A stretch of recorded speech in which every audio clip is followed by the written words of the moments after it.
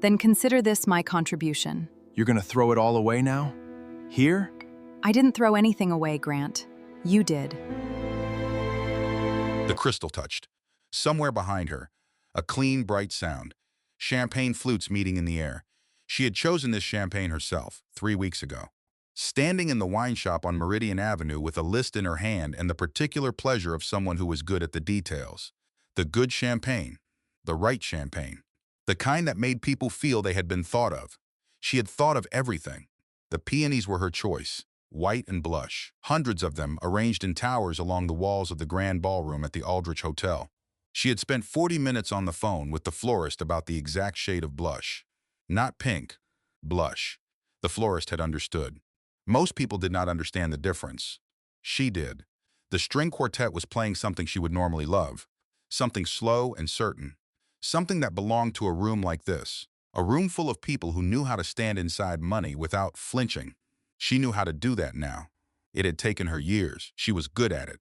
Caroline Weston stood at the entrance to the grand ballroom, and one hand rested on the swell of her belly through the silk of her gown. 7 months. The baby moved sometimes when music played. She was waiting for that small flutter now, something to hold on to. The room was full, their room, full of their people, his business partners and their careful wives, her college friends who had slowly become their friends, and then, even more slowly, his friends. The board members of Weston Capital Holdings. The couple from the 4th floor of their building who they saw every Saturday morning in the lobby. Ruth Weston standing near the bar in a column of cream silk, talking to no one in particular and missing nothing. 10 years. This was their 10-year anniversary party. Caroline had planned it for 4 months.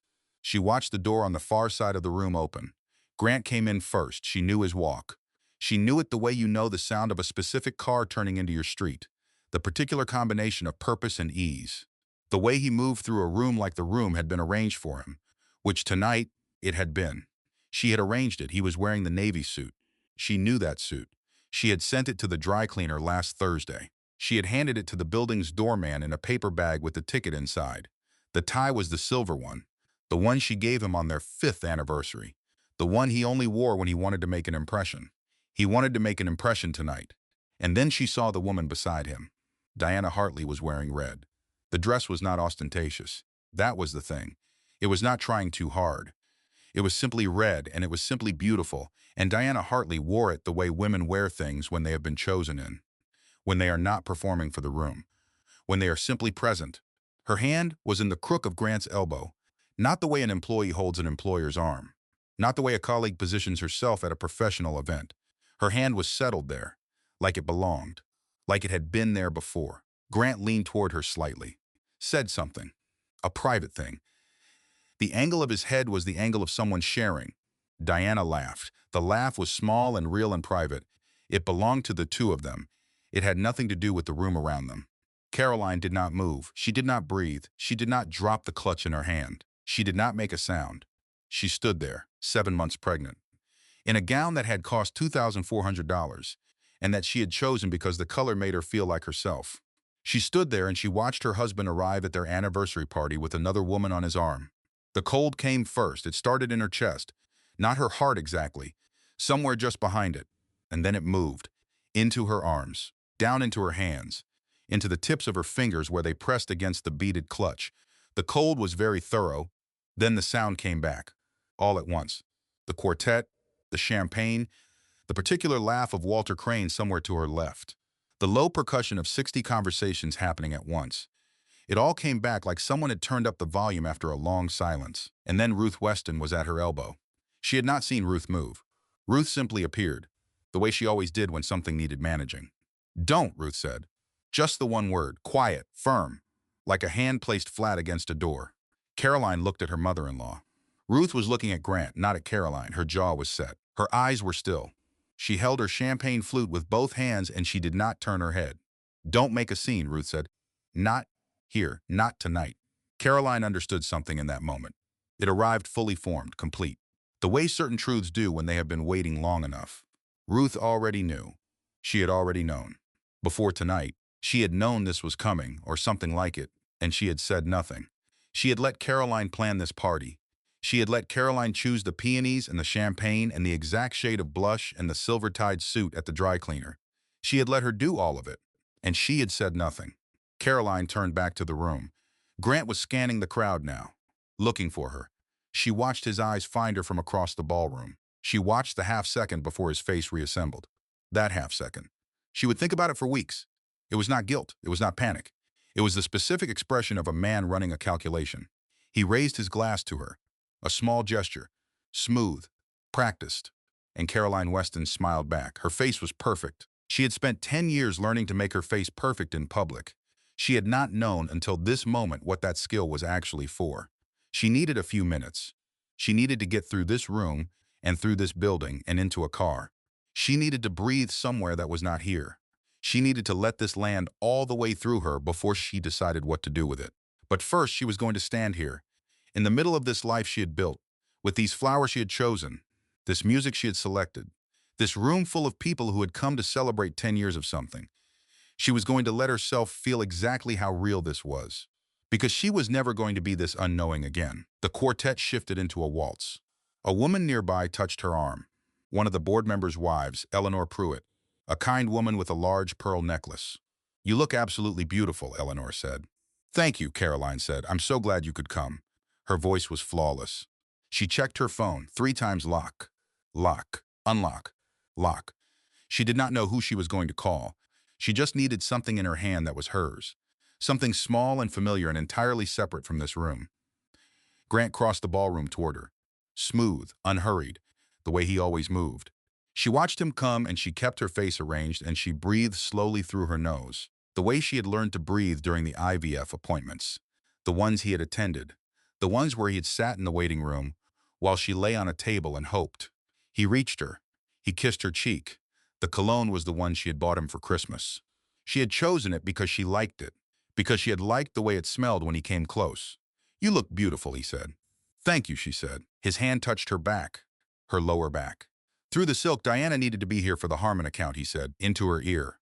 Low. Preemptive. It was unavoidable. "I'll explain everything later." "Of course," Caroline said. She turned to greet Walter Crane and his wife Beverly. She held Beverly's hands, and she said something warm, and she meant none of it, and she felt nothing except the cold that had started in her chest and had not stopped moving. She was going to get through the next 3 hours. She was going to hold this thing quietly. Hold it the way she had held the miscarriage news in the car on the way to the hospital, the way she had held the first one and the second one. The particular skill of carrying something terrible while presenting nothing at all to the room. She was very good at this skill. She had not known until now how much practice she had been given. Across the room, the music played. On the far side of the ballroom, closer to the corridor, she saw Ruth Weston slip away from the crowd. Ruth moved toward the hallway door. She glanced back once at Caroline, and then she pushed through. Caroline waited 90 seconds. Then she said something light to the woman beside her. She set her clutch on a nearby table. She moved through the room the way she had moved through 1,000 rooms like this, with purpose that looked like pleasure. She stepped into the corridor. Ruth was at the far end, her back to the room, her phone at her ear. Caroline moved closer. Not quickly, just steadily. She heard 3 words clearly before Ruth turned and saw her. 3 words. Spoken in Ruth's careful, controlled voice. Spoken to someone on the other end of a phone call that was not casual. "Control the damage." Ruth turned. Their eyes met. Ruth ended the call. Neither of them said anything. Then Ruth said, very quietly, "Go back inside, Caroline." And Caroline understood something else. This was not new. This was not a crisis Ruth was responding to. This was a protocol Ruth had been holding, ready, waiting for the moment it became necessary. Someone had been running damage control on this for a very long time. Caroline looked at her mother-in-law for a moment. One long, steady moment. Then she turned and she went back inside. She stood in the grand ballroom for 2 more hours. She ate something small at dinner. She toasted with sparkling water because she was pregnant and she did not drink. She said the right things to the right people. She laughed when laughter was called for. She touched Grant's arm twice because that was what the evening required. And when the last guests began to drift toward the elevators, she said goodbye to each of them with exactly the warmth they expected. She was extraordinary at this. She had been extraordinary at this for 10 years. And she had not known until tonight that this was not love. It was management. The town car arrived at 11:40. Grant spoke to the driver. He slid into the front seat. Not the back, not beside her. The front. Caroline sat in the back. She put her bag on the seat beside her. She looked at her hands in her lap. She looked at her wedding ring. a ring he had chosen. She had loved it when he gave it to her. She still thought it was beautiful. She looked out the window. The city moved past, lit and large and indifferent. She had loved this city from the first day. She had moved here at 22 with a duffel bag and a job offer, and the particular fearlessness of someone who did not yet know what they were afraid of. She was 32 now. She knew what she was afraid of. The car smelled like leather, and underneath the leather, something else. Something faint. A perfume. Not hers. She noticed it the way you notice something that has been there many times before. Not strange. Familiar. She had smelled this before. Many times. She had thought each time that it was hotel soap, or the dry cleaning chemicals, or a colleague's scent that had transferred to the upholstery at some point. She had not questioned it. She had not wanted to question it. God, she thought. God, I was so stupid. The signs were all there. Then she stopped herself. She stopped that thought deliberately. She put her hand flat on it the way you put your hand on a door that is swinging too fast. No, not stupid. Not stupid. She had not been looking for lies. She had been looking for something to hold on to. She had been building very carefully a life she could believe in. And when small things did not fit, she had found explanations that allowed the life to remain intact. That was not stupidity. That was survival. She understood the difference now. She would need to keep understanding it. The city moved. We need to talk about tonight, Grant said, from the front seat. Without turning around, we do, Caroline agreed. I know how it looked. How did it look, she asked. A pause. Long enough that the driver glanced in the rearview mirror and then looked away. It looked like something it wasn't, Grant said. She works for you, Caroline said. Yes. She was your date tonight. She was not my date. She was a business necessity. The Harmon account is at a critical point and Diana needed to... Grant, she stopped him, quietly, no heat. Just stop. I know what I saw. The car was very quiet after that. The city moved outside the windows. She looked at the back of his head, the precise cut of his hair at the neck, the gray at his temples. She had loved that gray. She had told him so. He had pretended to be embarrassed. She wondered now what version of himself he was thinking about at this moment, whether he was composing his explanation or simply calculating the cost of what he had done. She had always believed, without examining it too closely, that he thought in feelings the way she did. She was beginning to understand that this assumption may have been entirely hers. When they arrived at the building, he went directly to the study. She went to the bedroom. She sat on the edge of the bed in the anniversary gown. The silk was cold now. The room was dark, except for the city light coming through the windows. She looked at the wall. She sat there for a long time. Then she picked up her phone. She called her mother. It rang 4 times. Then, Caroline? Honey, it's midnight. Is everything okay? No, Caroline said. And she cried. Not the quiet kind. Not the managed kind. The kind that comes from underneath the ears. The kind that does not ask permission. Her shoulders shook and she could not stop them. And she sat on the edge of the bed in a $2,400 gown and she fell apart in the dark. Tell me, Nora said. Her voice was awake, completely awake, the way a mother's voice becomes when something is wrong. And Caroline told her. Not everything, not yet. She did not have all of it yet. But enough, the party, Diana Hartley in red, the hand in the crook of his arm. Ruth's voice in the corridor, control the damage. When she went quiet, Nora waited 1 beat. Come home, she said. As soon as you can.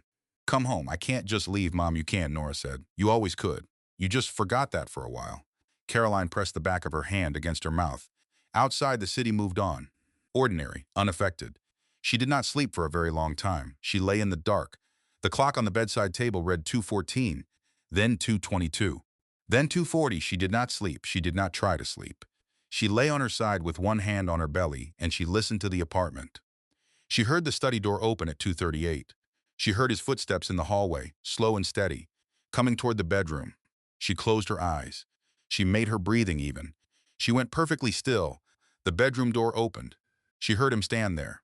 She kept her breathing even. He went to his side of the bed. He did not turn on the light. She heard him sit on the edge. She heard him remove his shoes. The soft sound of one and then the other on the floor. She heard him lie down. He did not reach for her. He did not say anything. Within 10 minutes, his breathing had changed. He was asleep. She lay there and listened to him sleep, and she thought, I have been pretending for longer than tonight. I just didn't know what I was pretending. She did not know what to do with that thought yet. She let it sit. At 6 in the morning, she got up. She had a list in her head. Lists were how she functioned when everything else was not functioning. She had learned this in graduate school. She had refined it across 10 years of being married to a man who moved fast and expected the world to move with him. Lists kept her anchored. Lists kept things possible. She needed coffee. She needed to think. She needed to find the thing that would tell her how bad this actually was. She went to the kitchen. She made coffee. She filled 2 cups automatically before she caught herself. She stopped with her hand on the second mug. She set it down. She looked at it. She picked it up again and she poured it out. Then she drank her own coffee standing at the window, looking at the city below. The morning was coming up slowly, gray and cold and indifferent and good. She had always liked early mornings, before anyone needed anything from her. The hour that was purely hers. She needed to find the Harmon account file. Not because she believed Grant. She did not believe Grant. But she needed to see what was real and what was constructed. She needed documentation. She needed the thing that would either confirm what she suspected or give her a foundation to work from. She went to the study. Grant's study smelled like paper and leather and the particular focused air of a room where serious things happen. She had rarely come in here without his invitation. She had not questioned that arrangement. She was beginning to see the shape of many arrangements she had not questioned. She went to the filing cabinet first. She looked through the hanging files. Project names she recognized. Account names she knew from 10 years of overhearing. The Harmon account was in there. A thin file. Current.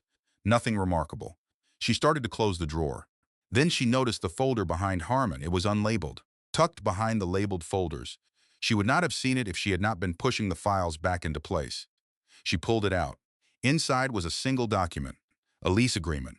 She read it once. Then she read it again. The name on the lease was Grant Weston. Personal name. Not Weston Capital Holdings, not any company entity. Grant Weston, individual, signing as the tenant. The property was a 2-bedroom apartment on the 42nd floor of the Meridian Tower. The lease had begun 14 months ago. The rent was paid monthly in cash transfer from a personal account she did not recognize. She stood in the study with the lease in her hands, and she read it a third time. A 2-bedroom apartment, 14 months. Cash. In his personal name. She put the lease back, exactly as she had found it. She adjusted the folder behind Harmon. She closed the drawer. She walked back to the kitchen. She stood at the counter. She was very calm. This was not the calm of someone who was fine. This was the calm of someone whose body had decided that panic would not serve her right now. Her hands were steady. Her breathing was even. She picked up her coffee mug and she drank the last of it. Then she picked up her phone and she called Margot Calloway. Margot answered on the second ring. "Tell me everything," Margot said. Without hello. Caroline told her everything. The party, Diana, Ruth, the corridor, control the damage, the lease agreement, the 42nd floor of the Meridian Tower, the personal account she did not recognize, 14 months. Margot was quiet. "Margot," Caroline said. "I'm here," Margot said. "I'm just okay. Caroline, I need to tell you something." "Okay. I have been biting my tongue for 4 years." The words landed slowly, like something heavy set down on a hard floor. "What did you see?" Caroline asked. "The Henderson party 2 years ago. The way he talked about you to other people, not to you. About you. Like you were a feature of his life, like you were God, like you were the guest suite." Margot's voice was tight, controlled, and his previous assistant. "Lisa, the way she looked at you when she thought you couldn't see, how did she look at me?" Caroline asked. "Like she felt sorry for you," Margot said. Caroline was quiet. People had been feeling sorry for her. "I need a lawyer," she said. "A good one. Someone with no connection to Grant. No connection to his business. No connection to anything he has ever touched." "Everett Shaw," Margot said immediately. "He's in Chicago. Family law. He is the best in the state, and I know for certain he has never taken a case from anyone in the Western world. Can you call him today? I'm already looking up his number." Margot. "Yeah, thank you for telling me now," Caroline said. "I understand why you didn't before." "I thought you were happy," Margot said. Her voice broke. Just slightly. Like a seam under pressure. "I hoped I was wrong." "You weren't wrong," Caroline said. She hung up. She stood at the kitchen window. The city was fully awake now. The morning light was coming through the gap between the buildings to the east. She watched it move. She had things to do. She was going to do them. She found the yellow legal pad in the hall closet, the kind from her graduate school years. She had bought a stack of them once and never used them all. She sat at the kitchen island and she opened the first page and she started writing. Not feelings. Facts, dates, amounts. Conversations, observations. Everything she could remember that had seemed unremarkable at the time and now had a different weight to it. She wrote for 2 hours. She filled 12 pages. Her handwriting was small and even, and she did not stop except to refill her coffee. She wrote until she had everything she could remember, and then she looked at what she had written and she thought, "This is more than I realized. There is more here than I realized. Grant came out of the bedroom at 9:30. He stopped when he saw her at the island. You're up early, he said. I couldn't sleep, she said. She closed the legal pad, set it on the stool beside her. Casually, he made himself coffee. He stood at the counter. He looked at her. About last night, he said. Not right now, she said. I have a headache. A pause. Of course, he said. We'll talk later. He took his coffee to the study. She sat at the island and breathed for a moment. Then she reached for the legal pad and she kept writing. That night, she could not stop moving. Grant had dinner with clients. He texted at 6:30 late. Don't wait up. She made herself scrambled eggs and toast. She ate standing at the island because sitting felt wrong. She washed her plate and she dried it and she put it away. And then she stood in the middle of the kitchen and she did not know what to do with her hands. She opened the silverware drawer. She took everything out. She laid it on the counter. Forks in a row. Spoons in a row. Knives in a row. The small things and the large things and the things she had not looked at directly in years. Then she put it all back, in a different arrangement, a better one, organized. Then she opened the drawer underneath, the kitchen tools, the spatulas and the whisks, and the things that had accumulated over 10 years in a kitchen she had designed. She took them all out. She wiped the drawer. She organized everything into categories, like things with like things. She did this until 11 o'clock at night. She did this because when everything is out of order, you put something in order. You put one small thing in order, and then another, and eventually you have an organized drawer even if the rest of the world is still a disaster. She understood this instinct. She had always had it. She had not known until now that her mother had the same one. When she finally went to bed, she slept immediately, completely, like something had been released. And in the morning, before Grant woke, she found a note that had been pushed under the apartment door. She almost didn't see it. It was small, a folded piece of paper. She saw it when she came back from the kitchen with her coffee. She picked it up. She unfolded it. He's been moving money. You should know before you sign anything. Someone who has seen enough. She read it twice. She photographed it. She stood in the hallway of her penthouse in her bathrobe, holding a cup of coffee and a piece of paper that changed everything she thought she knew about the shape of her situation. Then she went back to the kitchen. She picked up her phone. She called Margot. I need Everett Shaw's number, she said, today. The first thing Everett Shaw's office said was that he had a 3-week wait list. Margot told them who was calling and why. The wait list became a Tuesday appointment, 3 days away. Caroline spent those 3 days writing. She filled the yellow legal pad. She started a second one. She wrote everything she could remember about the financial structure of their marriage, the accounts she knew about, the ones she didn't, the business trips, the cash she had seen come and go, the times he had asked her to sign documents that she had signed without reading carefully enough. She had trusted him. She understood now the particular vulnerability of trusting someone with your whole financial life. You do not realize how completely you have done it until the moment you are sitting at a kitchen island trying to reconstruct what you actually know and discovering how small that territory is. She had contributed. She knew that. She had been his social partner for 10 years. She had managed the household, the entertaining, the relationships that kept his world running smoothly. She had supported 2 IVF cycles. She had been present at every board dinner and charity gala and client hospitality event. She had been in every practical sense a functioning part of Weston Capital's public face. But she did not know what the money looked like from the inside. That was about to change. Tuesday came. Everett Shaw's office was on the 12th floor of a building on Weller Street. It smelled like old wood and old books, and the particular quality of air in rooms where serious things have been said many times. Not ominous, just serious. She liked it immediately. Everett Shaw did not stand up quickly when she entered. He stood the way people stand when they are not performing. He was 63 years old, and he had a large, plain face, and he looked at her the way a doctor looks at a patient, direct and entirely without performance. Mrs. Weston, he said. Caroline, she said. Sit down, please. He gestured to the chair across from his desk. Margot tells me you've had an eventful few days. That's one way to put it, she said. He almost smiled. The almost was its own kind of warmth. Tell me about your marriage, he said. Not the recent events, the structure of it. What you know. What you don't know. Assets, accounts, arrangements. Everything. She put the legal pad on his desk. He looked at it. You wrote it out. I find it easier to think when I write, she said. I think I always have. I just stopped doing it somewhere along the way. Good habit, he said. Start again. He pulled the legal pad toward him and read. She watched him read. His expression did not change, but his eyes moved steadily and she could see when they slowed, when a line required more time than the others. He read for 7 minutes. Then he looked up. The prenuptial agreement, he said. Tell me about it. Standard language, she said. He had it drafted by his family's attorneys. Separate property protections, business asset protections. I signed it before we were married, 10 years ago. Yes. And the company was worth approximately $40 million at the time of our marriage. That number was in the agreement. And today? Between $4 and $5 billion, she said, depending on how you value the real estate portfolio. He was quiet for a moment. The prenuptial agreement protects his original $40 million, she said. It doesn't address the growth of the company during the marriage. And I contributed to that growth. My time. My participation. 10 years of work that was never called work because it didn't have a salary attached to it. You understand marital property law, he said. I have been reading for 3 days, she said. Then you also understand, he said, that marital contribution to the growth of a separate asset during marriage creates a legitimate claim on that growth, depending on the state, depending on documentation, depending on what we can demonstrate. Yes, she said.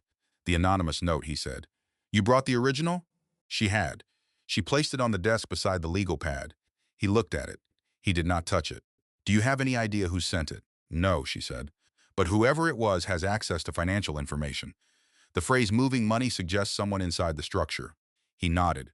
Here is what I am going to tell you, he said. He sat back slightly. He spoke at the pace of someone who has learned that slower is better. Asset concealment prior to divorce proceedings is a recognized tactic. If your husband has been moving assets from marital accounts into a personal structure, a shell company, an offshore account, a secondary entity, the intention is to reduce the apparent value of the marital estate before any settlement calculation. We would need a forensic accountant to trace the movement. How long does that take, she asked. Weeks, possibly months. The Cayman Islands, if that's where the structure is registered, adds complexity, but not impossibility. He paused. In the meantime, I need you to do something that will be difficult. Tell me, she said. You do not confront him, he said. About the apartment, about the note, about any of it. You do not change your behavior in any way that signals what you know. You continue as though this is a manageable marital problem while we build the complete picture. She looked at the window. The January sky outside was the particular gray of a city that has been cold for a long time. You want me to stay in that apartment, she said. For now, he said, until we understand the full scope of what we are dealing with. I am 7 months pregnant, she said. His voice changed. Just slightly. Something that was not quite professional appeared in it and then was managed away. I know. I'm sorry. This is not the timing anyone would choose. No, she said. It isn't. She looked at him. All right, she said. What do I do while I wait? You document everything. Every document you can access, you photograph. Every conversation of substance you note. You do not confront, accuse, or signal. And he stopped. You take care of yourself. The baby is your first priority. Everything else can be rebuilt. The baby cannot wait. She nodded. She picked up her legal pad. One more thing, she said. The apartment. The one at the Meridian Tower. Is there a way to find out whose name it's in? Whether it's registered to Diana Hartley. Already looking, he said. She stood. She put on her coat. She shook his hand. His hand was warm and steady. She went downstairs. She pushed through the front door and the January air hit her. Cold and real and clarifying. She stood on the sidewalk for a moment and breathed it in. Then she walked to the parking structure. She found her car. She sat down. She did not start the engine. She sat in the cold car in the parking structure and she let everything settle. The way a snow globe settles. The way you sometimes have to wait for the snow to come down before you can see what's inside. She thought about what she knew. She knew about the lease. She knew about the note. She knew that Ruth had already known and had chosen to say nothing and had been running some kind of containment protocol in advance of tonight. She knew that Everett Shaw was one of the best family law attorneys in the state and that he had never taken a client from the Western world and that this meant Grant could not claim a conflict of interest. She knew that she had contributed to a company that was now worth between $4 and $5 billion and that she had not been compensated for that contribution in any legal sense. She knew she was 7 months pregnant.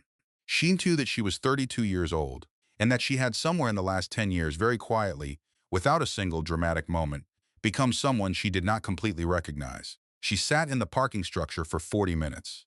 Then she started the engine. She had things to do. I deserve better than this. She said it out loud. In the car to no one. Quietly, the way you say something you have been carrying for a long time and have finally decided to put down somewhere. It was true. She drove home. That evening, Everett's paralegal called. The apartment on the 42nd floor of the Meridian Tower was not registered in Diana Hartley's name. It was registered to a company called Clarendon Properties.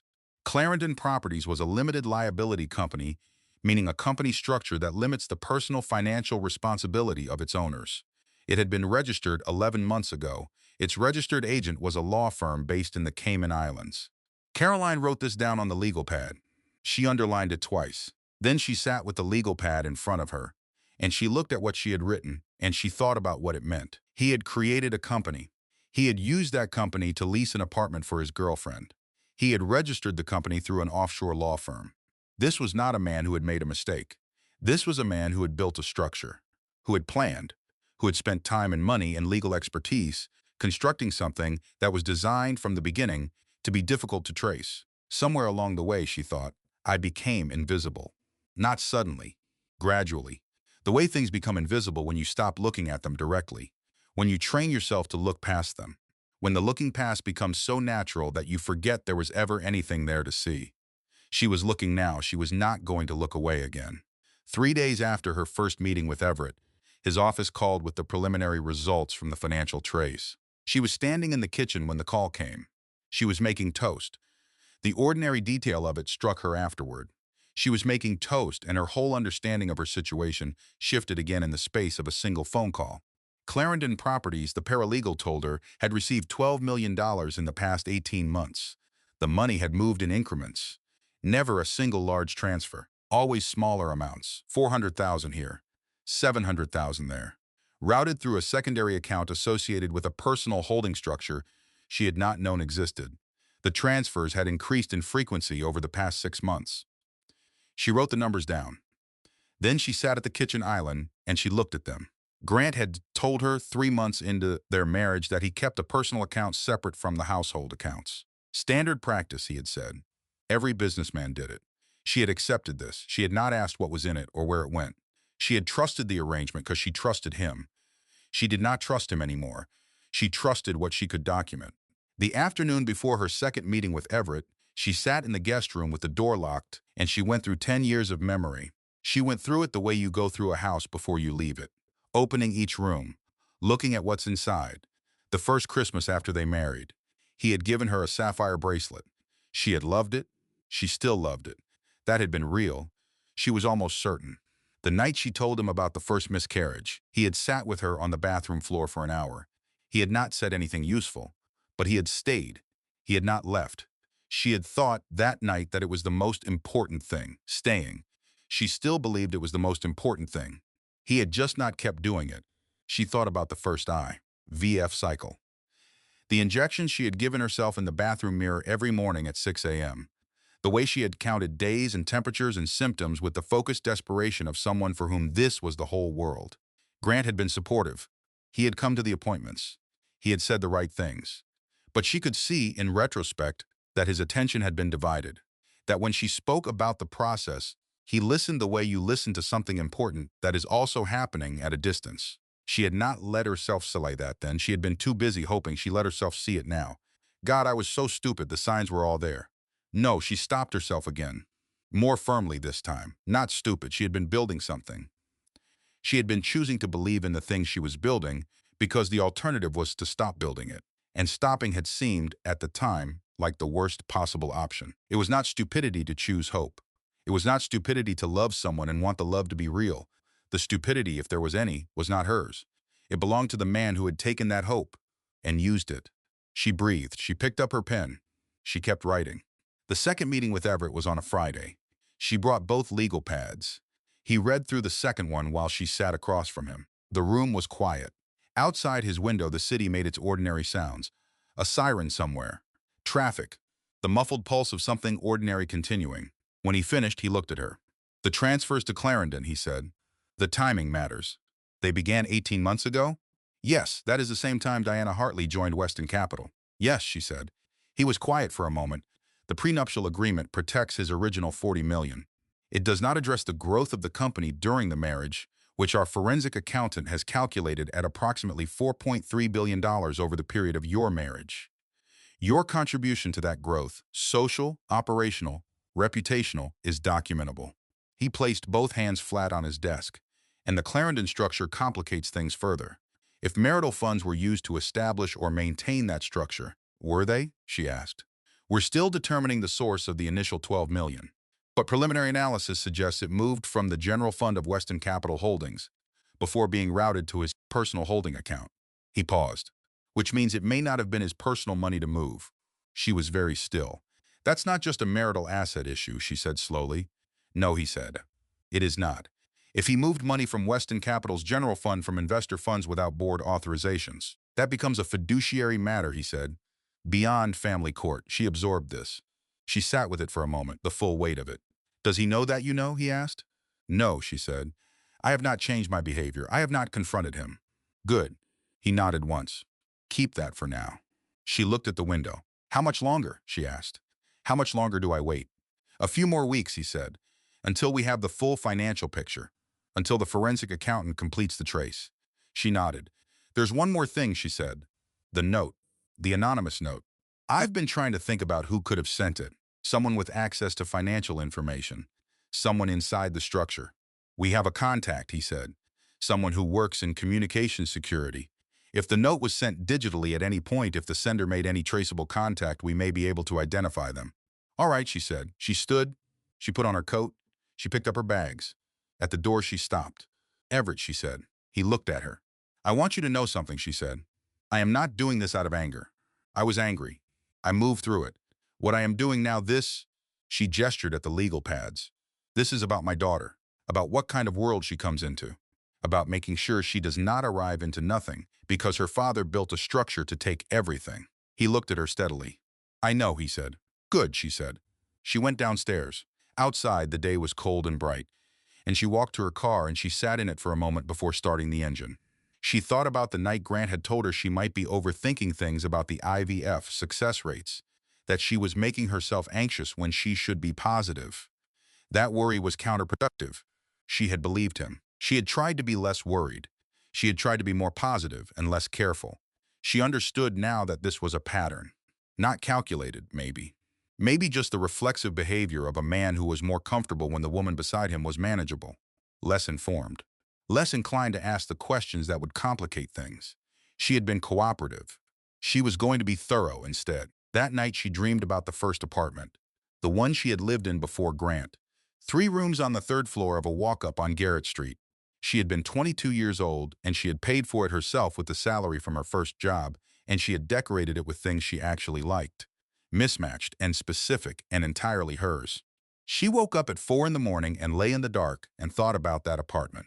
The particular way the morning light came in through the east window. The smell of the coffee shop 1 floor below that drifted up through the vents. The very specific freedom of a space that was only answerable to her. She had not thought about that apartment in years. She thought about it now. And for the first time in weeks, she felt something that was not anger or grief or strategic calculation. She felt something that might, with enough room and time, become hope. She pressed her hand to her belly. The baby was still. Good, she whispered. You need your sleep. She lay in the dark and she let herself imagine what it might look like. Not the apartment on Garrett Street. Something new. Something she would choose. A room with a certain kind of light. A kitchen that was her scale. A window she stood at because she wanted to, not because she was managing appearances from 40 floors up. Something small enough to be entirely hers. She thought about this until the sky began to go pale. Then she got up, she made coffee, and she kept working. The anonymous text started on a Thursday. Her phone buzzed while she was in the car. She pulled over to read it. An unknown number. A simple message. He moved 12 million to Clarendon yesterday. Thought you should know before Monday. She screenshotted it. She emailed it to Everett. Then she sat in the parked car and she breathed. $12 million. Moved yesterday. Before Monday.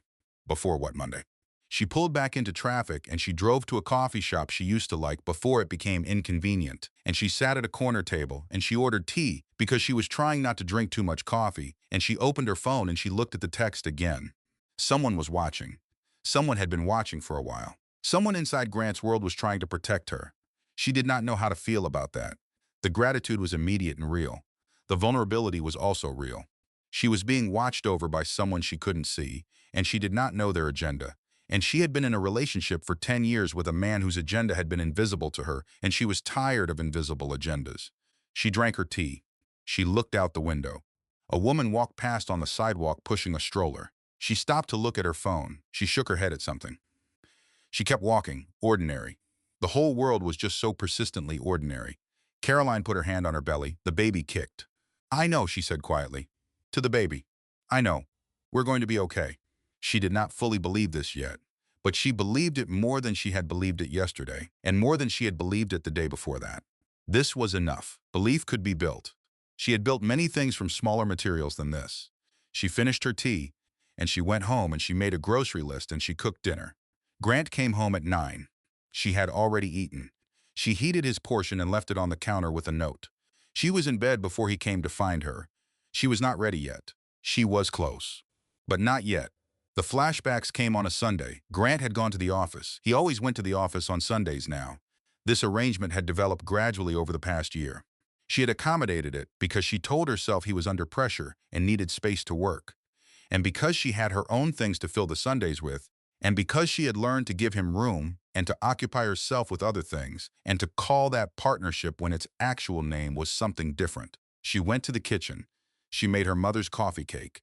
Sour cream and brown sugar and cinnamon and walnuts. She did not need the recipe card. She had made this cake dozens of times. Her hands knew the measurements. She moved through the kitchen with the specific confidence of someone doing a thing they have always been able to do. The butter first. The sugar into the butter. The eggs. The sour cream. The flour. The baking soda. And the salt. Then the filling. Brown sugar and cinnamon and the walnuts she had to chop by hand because she had never liked the pre-chopped kind. The knife going through the walnuts on the cutting board. The smell of them. She put the cake in the oven and she set the timer and she stood at the counter and she let herself just be there, in the kitchen, watching the oven light, not thinking about anything. 15 minutes later, the butter began to brown and the sugar began to caramelize, and the smell of it filled the kitchen, the specific domestic smell of something ordinary becoming something good. She leaned against the counter and she breathed it in, and the flashbacks came. Not planned, not invited. They arrive the way things arrive when you have stopped keeping them out. The first one, their honeymoon, a small island, the particular way the water looked in the morning light. He had woken up before her and gone down to get coffee, and he had come back with it, and he had sat on the edge of the bed, and he had looked at her sleeping, and when she opened her eyes, he had been looking at her with something on his face that she had called love, and that she still believed, in some form, had been love. Whatever love was for him, however it operated. Second flashback, the dinner in November of their 3rd year. A restaurant she had found. He had been annoyed about something at work, and she had spent the afternoon thinking of something to do, and she had found this restaurant, and she had taken him there, and by the time dessert came, he had been himself again. She had felt that night the particular competence of a woman who knows how to manage the weather of the person she loves. She had thought of it as a skill. She understood now it had also been a trap. Third flashback, after the second miscarriage. Lying in the hospital bed and his hand in hers, and neither of them saying anything, and the sound of the hospital around them and the particular grief of something that was wanted and is now gone. That grief had been shared. She was almost certain. That grief had been real, and his presence in it had been real. She was almost certain. The timer went off. She took the cake out. She set it on the counter to cool. She cut a piece before it had fully set, the way she always did when she was the only one eating it. Slightly too warm. The butter making the edges too soft. She ate it standing at the counter. It tasted exactly right. She wrapped the rest. She put it on the counter for Grant, although she did not know why. Habit, perhaps.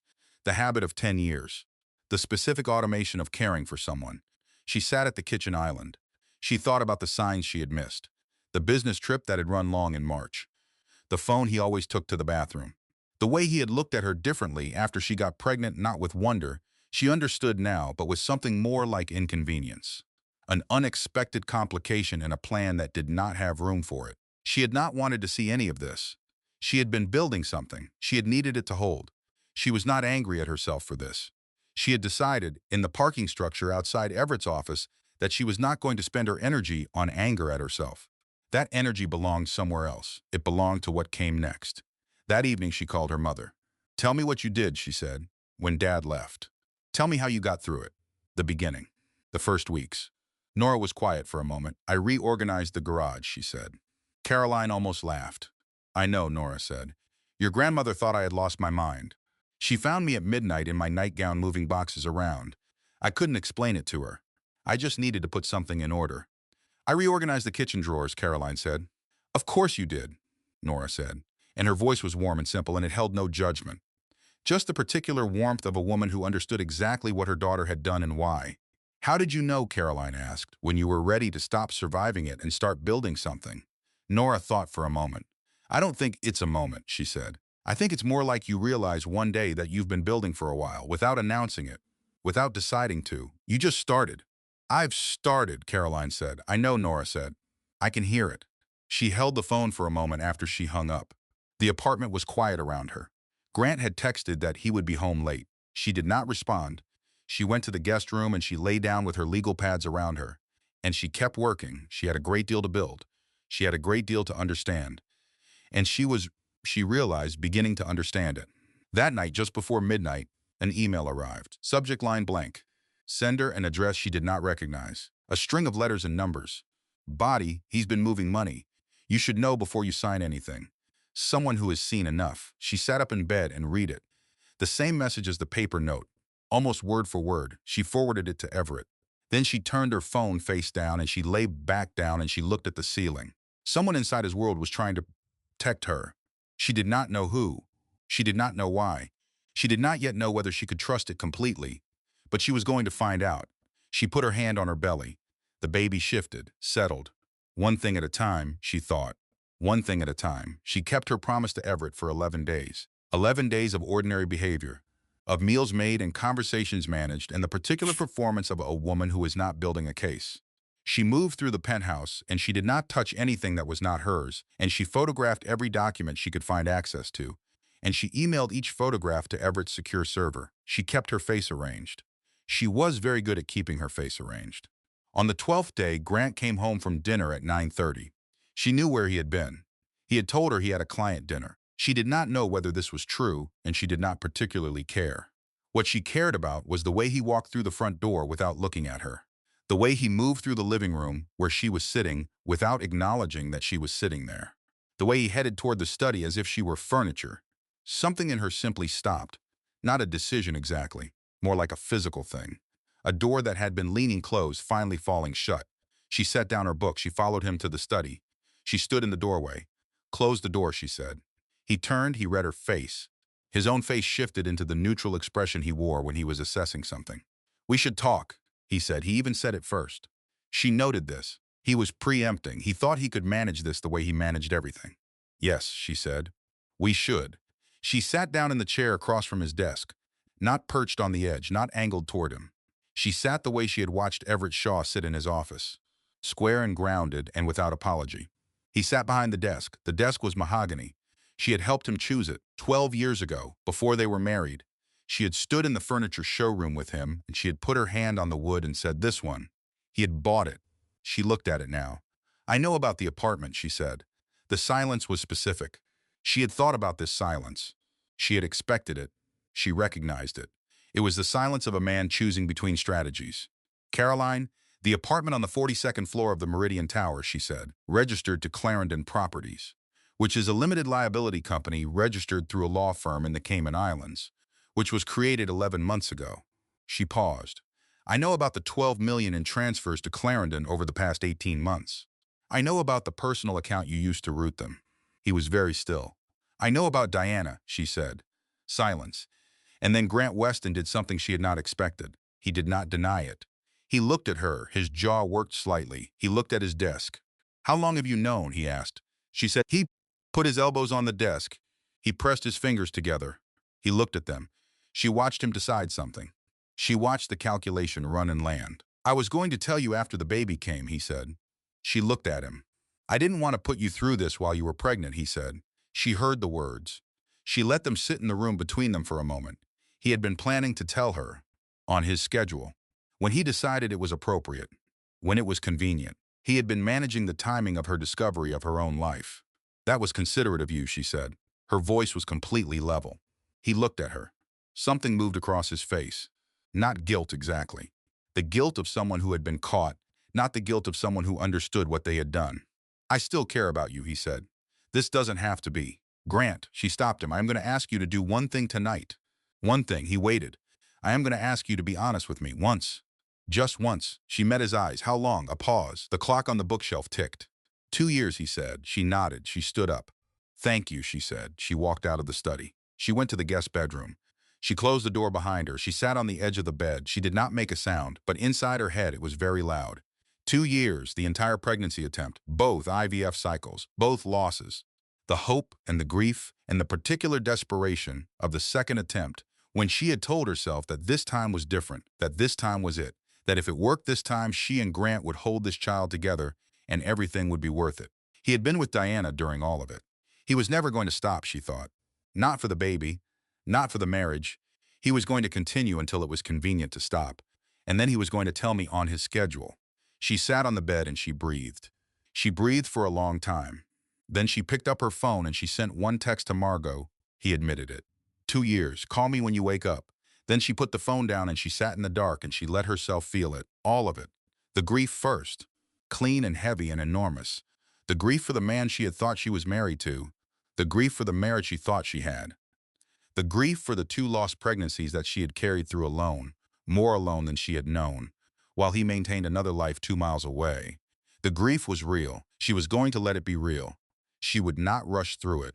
She would not perform her way out of it. She would sit in this room and feel it completely, and then, when it was ready, she would do what came next.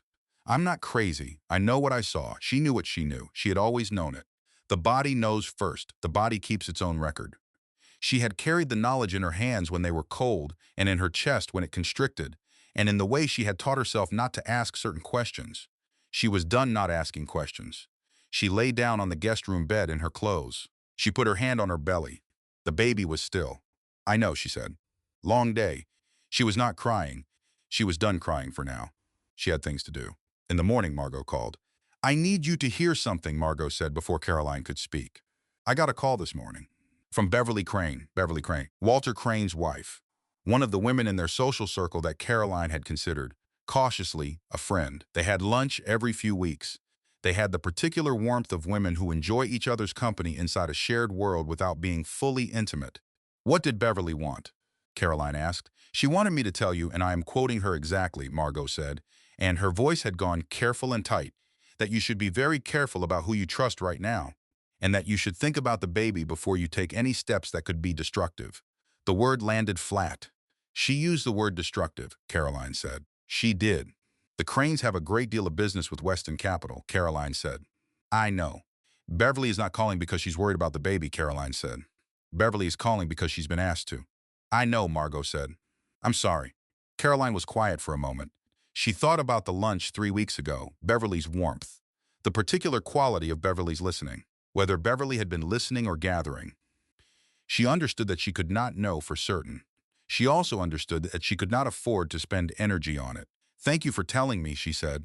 What are you going to do? Margot asked. I'm going to keep working, Caroline said. She hung up. She sat at the kitchen island.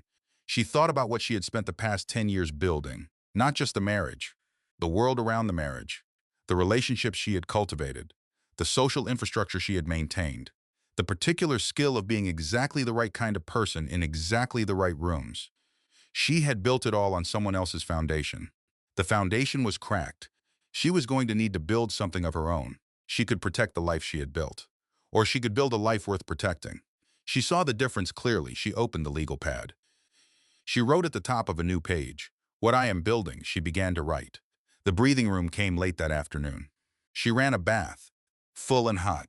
She stood in the bathroom and she watched it fill, the steam rising and clouding the mirror, her reflection disappearing slowly as the glass fogged. She watched herself disappear.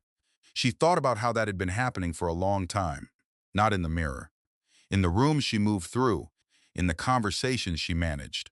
The slow fogging of herself until she was barely visible even to the people who were looking directly at her. The bath was full. She stepped in. She lay back.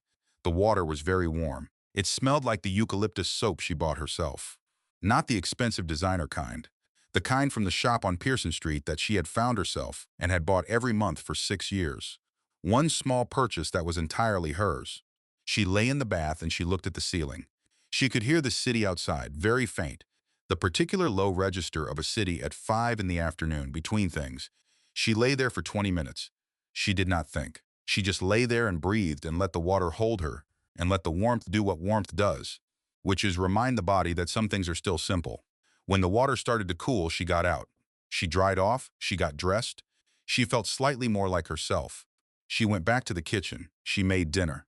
She set two places at the table because Grant might come home for dinner, and because she was not yet ready to change the habit of two places, and because changing it felt like an admission she had not decided to make yet. She ate alone. She did the dishes. She went to bed early, and in the morning she got up and she kept going. The hospital visit came on a Wednesday night. She had been having cramps since late afternoon, not the ordinary discomfort of 33 weeks. Something different, something lower and sharper.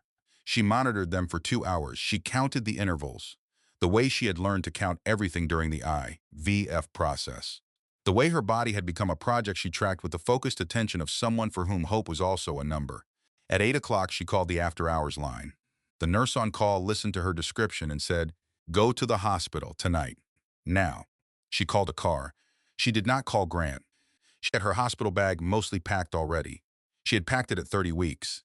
The premature preparation of a woman who had lost pregnancies and did not trust time to be on her side. She added her phone charger and the yellow legal pad and she went downstairs. The hospital was bright and quiet, and the nurses were the particular kind of calm that hospitals train for. The kind that means everything is under control even when things are not under control. They put her on a monitor. She lay in the hospital bed and she listened to her daughter's heartbeat through the monitor. Strong and steady, and the most ordinary, remarkable sound she had ever heard. After 40 minutes, the doctor on call came in. "The baby is fine," she said. "Strong heartbeat. Good position. No signs of distress." Caroline exhaled. "What you're experiencing," the doctor said, "are early contractions. Braxton Hicks, most likely, intensified by stress. Your body is responding to elevated cortisol levels." She paused. "Is there anything happening in your life right now that is causing significant stress?" Caroline looked at the ceiling. "Yes," she said. "Then that's what we're managing," the doctor said. "The baby is fine, but I want you to think very seriously about reducing your stress load." "What you're feeling tonight is a warning, I understand," Caroline said. The doctor left. The nurse came in and adjusted something on the monitor. Caroline was alone. The room was very quiet. The monitor beeped steadily. Outside the window, the city was dark. Here it was bright and white, antiseptic and safe. She put both hands on her belly. The cramps had stopped. She lay very still and she pressed her hands flat and she felt her daughter move. A slow rolling shift. Unhurried. "I'm here," she thought. To the baby. Clear and direct. "I'm here. I've got you. I'm not going anywhere." And then she cried. This was the cry she had been holding, not the grief for Grant, not the anger at the marriage. This was something older and more frightening. This was the cry of a woman who was 32 years old and in a hospital bed alone at 9:30 on a Wednesday night. And her husband was not here because she had not called him, and she had not called him because on some level she had understood, earlier than she admitted, that calling him would not help. She had been alone in this for longer than the past 3 weeks.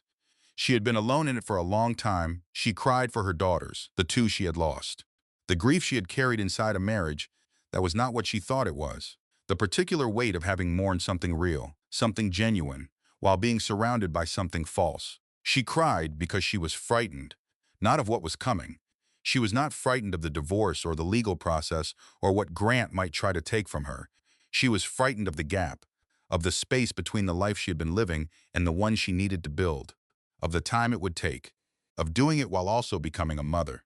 She cried until she was empty. Then she breathed. Then she pressed the call button. When the nurse came in, Caroline asked, "Can you help me call someone?" "Her name is Nora Blaine. She's my mother. She's in Dayton." The nurse nodded. She dialed. Nora answered on the first ring. Nora arrived the next morning. She took the first flight available. It landed at 7:40. She was at the hospital by 8:15. She came through the door with a rolling suitcase and a paper bag, and she looked at Caroline in the hospital bed, and she did not say anything dramatic. She sat down in the chair. She reached over and took Caroline's hand. They sat like that for a few minutes. "Are you okay?" Nora asked. "The baby is fine," Caroline said. "I asked about you," Nora said. Caroline looked at her mother. "No," she said. "Not really. Not yet." "Okay," Nora said. "That's okay." She opened the paper bag. Inside were 2 paper cups of coffee from a place near Caroline's childhood home. She had had them put in a carrier and brought them to the airport. Caroline did not know how she had managed this. She handed one to Caroline. It was warm and it smelled right, and Caroline wrapped both hands around it and breathed it in. "Tell me all of it," Nora said. "Everything you haven't told me yet," and Caroline told her. From the beginning, not the anniversary party she had told her that. From before, the years before. The way she had accommodated, gradually, so gradually she had not felt it happening. The way she had made herself agreeable and smaller and less present in her own opinions and instincts until the woman who had moved to this city at 22 with a duffel bag and a fearless conviction in herself was almost entirely unrecognizable. She told her about Clarendon Properties and the $12 million in the Cayman Islands and the fiduciary breach. She told her about Thomas Adler's anonymous notes. She knew now from Everett's contact that the notes had come from a cell phone registered to Thomas Adler, Grant's chief financial officer. Nora listened to all of it. She did not interrupt. She did not react visibly. When Caroline finished, Nora was quiet for a moment. Grant's own financial officer, she said. Warning you. Yes, Caroline said. Why would he do that? Nora asked. I don't know yet, Caroline said, but I'm going to find out. Nora looked at her. You know what I see, she said. What? I see you, Nora said, the you from before. The one who moved to a city she'd never lived in with $200 in a job offer and called me from the airport to say she was going to be fine. She paused. I've missed her. Caroline looked at her mother. I thought love meant sacrifice, not erasure. She said this to her mother quietly. Not as accusation or performance, as recognition. I told myself it was love, she said. That staying, that accommodating, that making room for him at the cost of making myself smaller. I called it love, I called it partnership. She looked at her hands. But I think what I was actually doing was erasing myself, piece by piece, and calling it sacrifice. Nora put her hand over Caroline's. That's over, Nora said. Simple. Final. That's over, Caroline agreed. She looked at the window. The morning light coming in. She was discharged by noon. She went home. She was not the same person who had left the night before. She was not sure exactly who she was yet, but she was going to find out. Everett's contact confirmed it on a Friday. The anonymous notes, the paper one, and the email had both originated from a prepaid device registered to Thomas Adler, Chief Financial Officer of Weston Capital Holdings, 31-year employee of various companies in the Weston family orbit, the man who had watched Grant build the empire from the inside. She called Everett immediately. I know, he said. Why would he do this, she asked. That, Everett said, is what you need to find out directly. I would suggest meeting him. Not at his office. Not anywhere connected to Weston Capital. Somewhere neutral. Will he agree to a meeting? I think, Everett said carefully, that he has been hoping you would ask. She texted the number from the paper note, a single message. I know who you are. I would like to meet. The response came in 4 minutes. Name the place. They met on a Thursday at 11 in the morning. A coffee shop on a side street called Ardmore Way.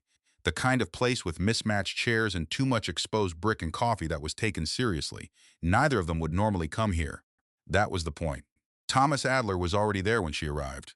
He was a large man, 63 years old. He had a face that had once been handsome and that had been weathered by something not age exactly, more like the specific fatigue of a person who has known for a long time that something is wrong and has been unable to do anything about it. He rose when she entered. Mrs. Weston, he said. Caroline, she said. She sat across from him. There was a moment of adjustment. Two people deciding how to be in a room together in circumstances neither of them had planned for. I need you to understand something before we begin, he said. He wrapped his hands around his coffee mug. Large hands, still ones. I am not doing this because I dislike Grant. I have worked for him for 11 years. I have seen what he is capable of building. I respect his instincts. But, she said, but there are lines, he said, and what he has been doing with the Clarendon structure crosses them. Not just personally, professionally, legally. He unfolded a paper from his jacket pocket. He slid it across the table. I printed this from the secondary accounts, the ones he uses for personal holding. I have access because I set them up. She unfolded the paper, numbers. She read them carefully. She had been reading financial documents for weeks. She was better at it than she would have been 3 weeks ago. She looked up. He's been moving money from Weston Capital's general fund to Clarendon, she said. Yes. Not from his personal accounts. From the company. Correct. That means he's moving investor funds, she said. Without authorization. Without board knowledge. Thomas Adler looked at her steadily. You understood that faster than I expected, he said. I've been reading, she said. The intention, he said, appears to be to reduce the apparent value of Weston Capital before any divorce settlement calculation. If the company looks worth less, your share of the settlement is smaller. He's artificially deflating the valuation. Using investor money to do it, she said. Yes, she sat with this for a moment. The investors, she said. They don't know, they do not. This goes beyond family court, she said. Significantly beyond, he said. She folded the paper. She put it in her bag. Carefully. "Why are you doing this?" she asked. "You set up these accounts. This makes you part of it." He looked at his coffee mug. Then he looked at her. "Because I set them up for legitimate holding purposes," he said. "Not for this." When I realized what they were being used for, he stopped. He began again. "I have a daughter," he said. "She's 31, married, has a small child." He paused. "Her husband is not a good man. She doesn't know that yet. She will. And when she does, I hope someone will have done what I should have done years ago." He looked at the window. "Which is say something." She looked at him. "Will you provide this documentation to my attorney?" she asked. "Yes," he said. "I already have copies ready." "You understand what this means for you," she said.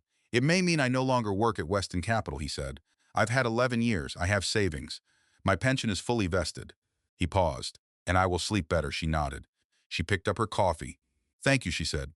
"Don't thank me," he said. "I'm too late. You're here now," she said. "That counts." He nodded once. They finished their coffee. Outside, the January air was sharp and clean. She walked to her car. She sat down. She looked at the paper in her bag. "He thought he was preparing to leave me with nothing," she thought. "He didn't realize he was handing me everything." She started the engine. She drove to Everett's office.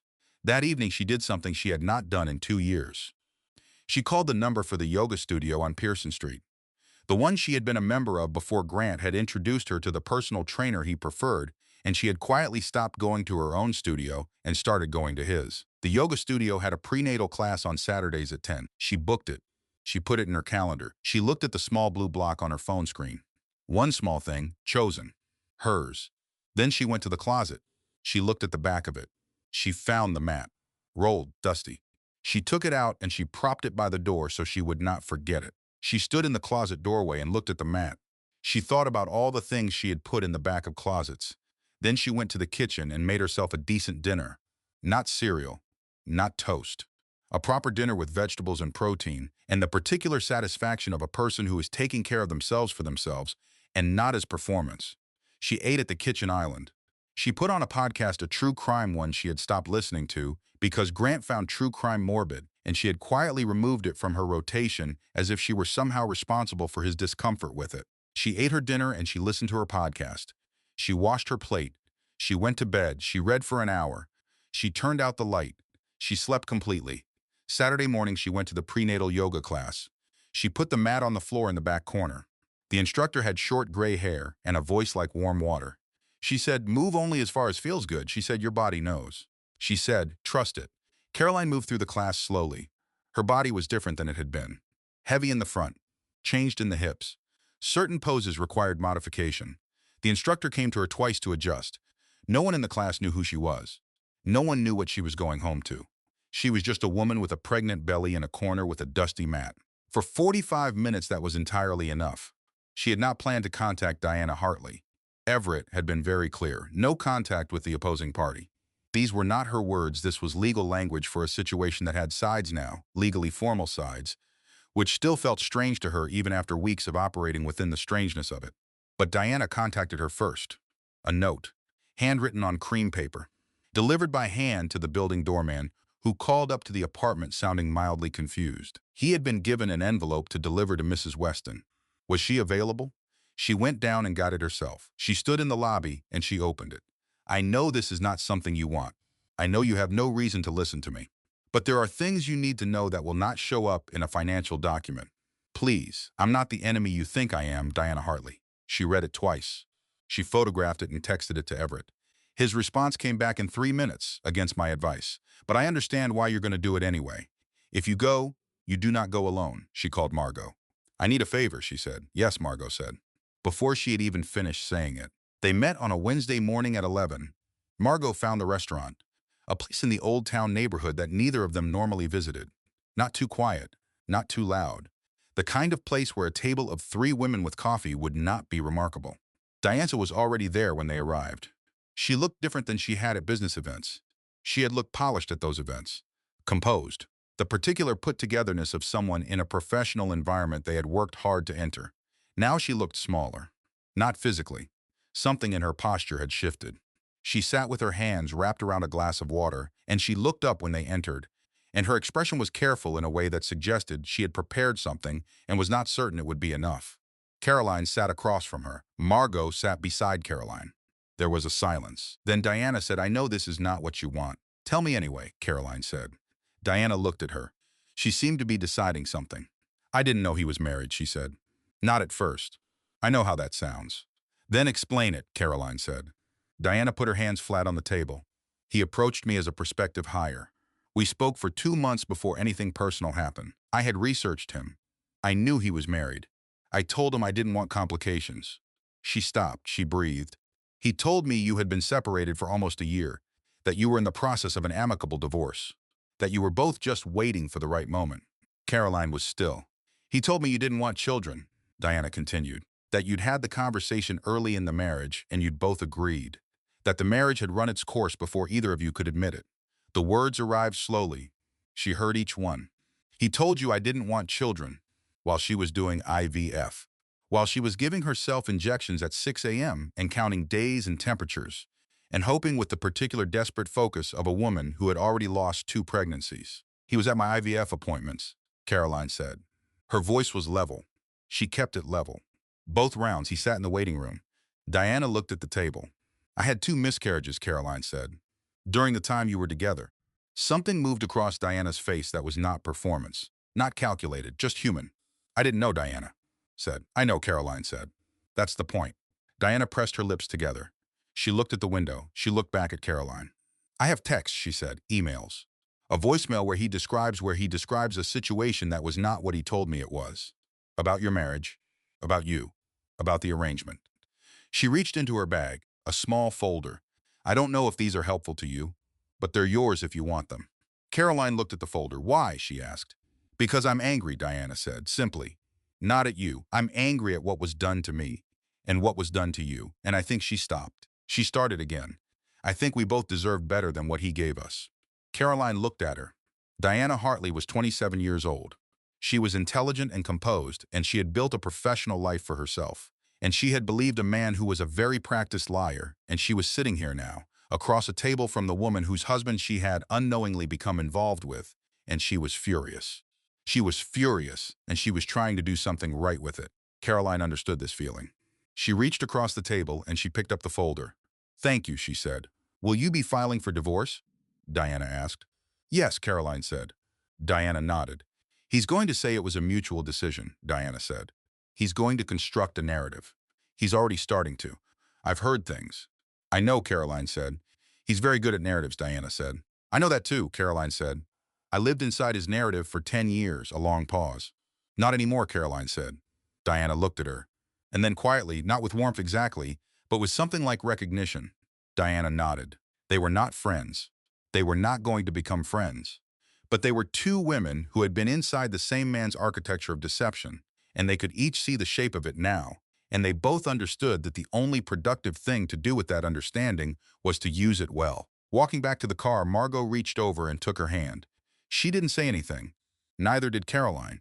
They walked half a block like that. Caroline squeezed Margot's hand once. Margot squeezed back. Some things did not need words. Some things were better without them.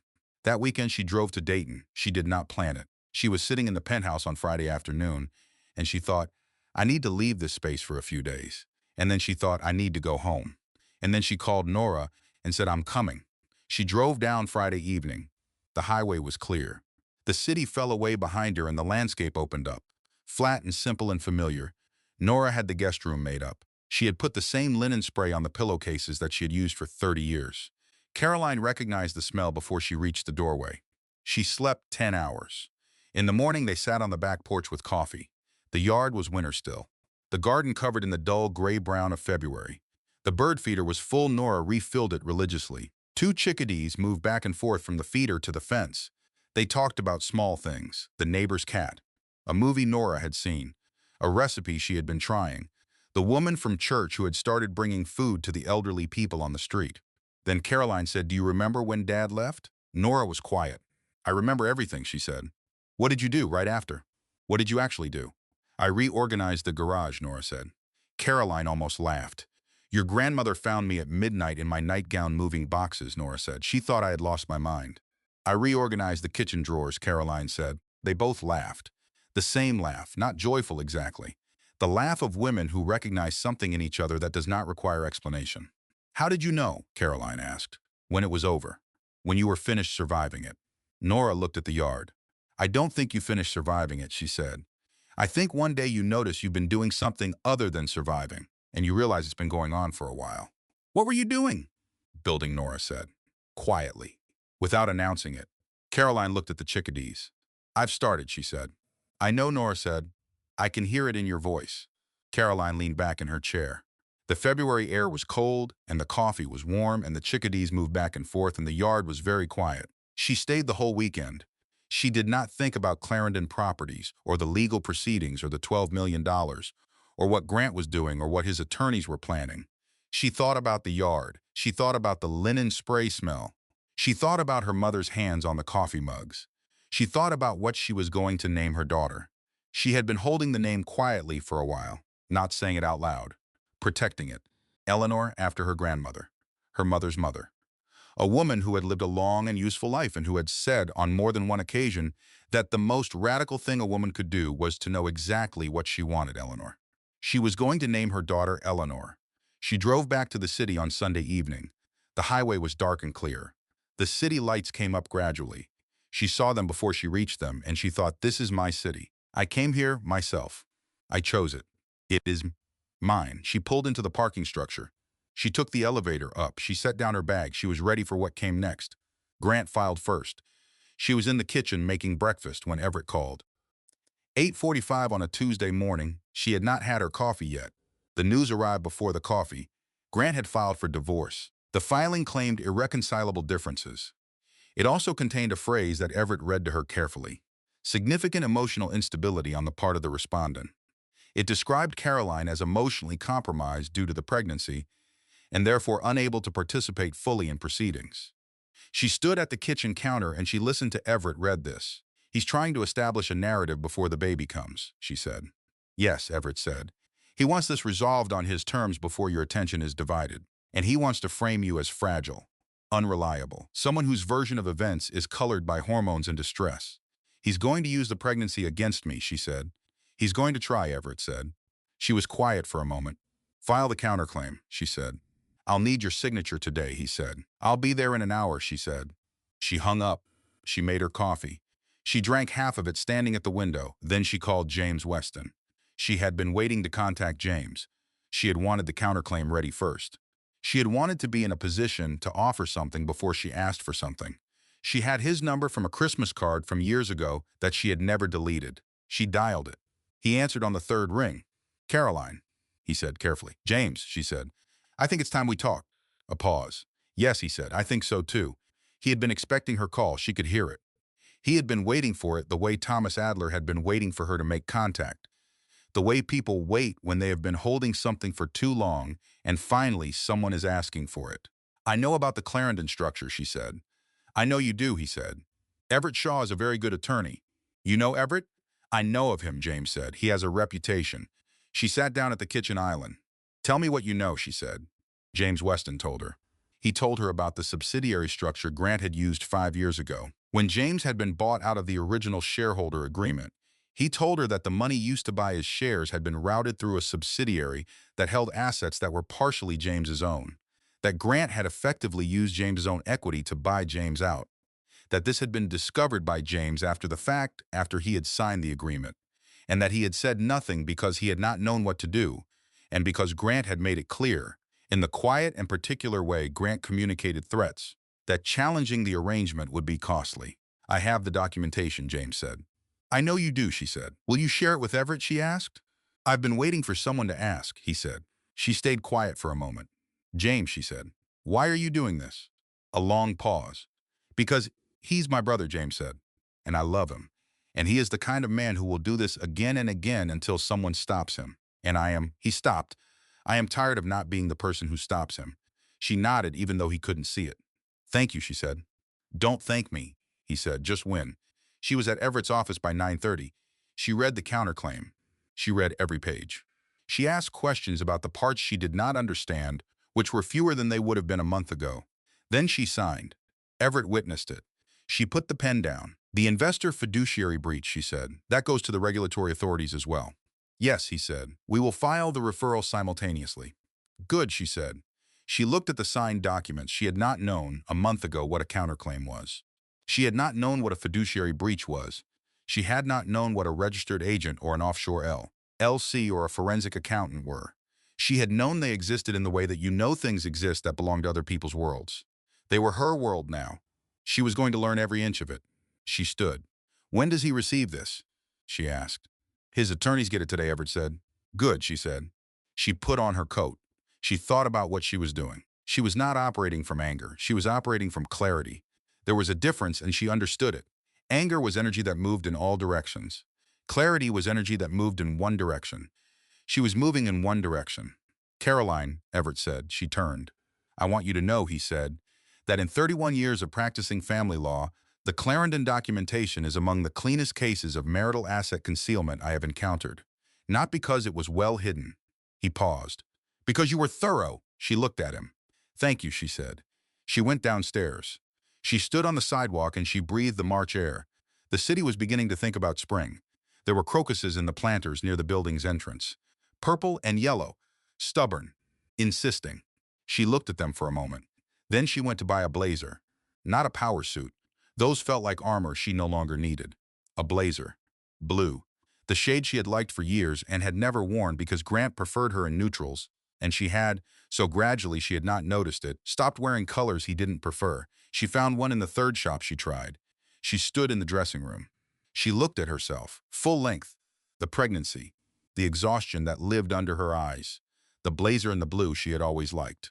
"There you are." She bought it. She went home. She hung it on the back of the bedroom door where she would see it in the morning. She thought about the Thursday meeting. She was ready for Thursday. "I stayed quiet for years. I am done being quiet." She said this out loud in the kitchen after she hung up with James. To the room. To herself. To the version of herself who had spent 10 years softening her opinions and rounding her edges and making herself easy to be around. She was done being easy. She was going to be true. That night at 1 in the morning, she went to the baby's room. The walls were painted. Soft yellow. She had done it herself 2 Saturdays ago with Nora's help. The two of them in old clothes with rollers, laughing at the line where the yellow met the white trim because neither of them had been careful enough about the painter's tape. The crib was in pieces. She had been waiting to assemble it until she had someone to help. Grant had offered once, and she had said not yet, and the offer had not been repeated. She looked at the pieces. She sat on the floor. She looked at the instructions. Then she started. It took her an hour and 15 minutes. One side was slightly off. She could not get it to correct. She tried 3 times. She left it. She sat back on the floor and looked at the crib. It was standing. Off level on one side, slightly imperfect, assembled by a woman who was 33 weeks pregnant, sitting on a floor at 2:15 in the morning. But standing. She looked at it for a long time. Then she turned off the lamp on the floor and she went back to bed and she slept completely. In the morning, the crib was still there. Of course it was still there. It was not going anywhere. The meeting was in a law firm neither side used. A neutral space.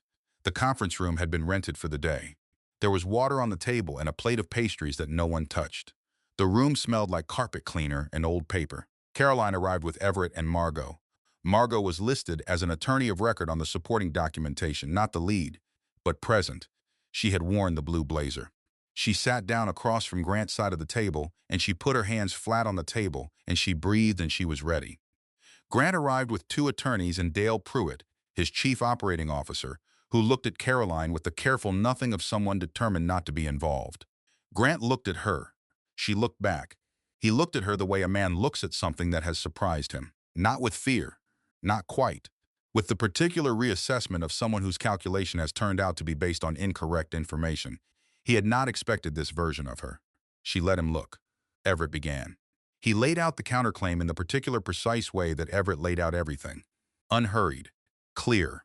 Beginning with the marital contribution analysis, the 10 years of social and operational support, the documented participation in Weston Capital's public-facing activities, the contribution to growth that the prenuptial agreement did not address, then the Clarendon structure, the $12 million, the offshore registration, the investor fund misappropriation, the regulatory referral filed simultaneously with today's proceedings, then Diana Hartley's communications, the false representations Grant had made to her about the status of his marriage, the pattern of deception that extended not just to Caroline but to the woman he was supposedly leaving Caroline for.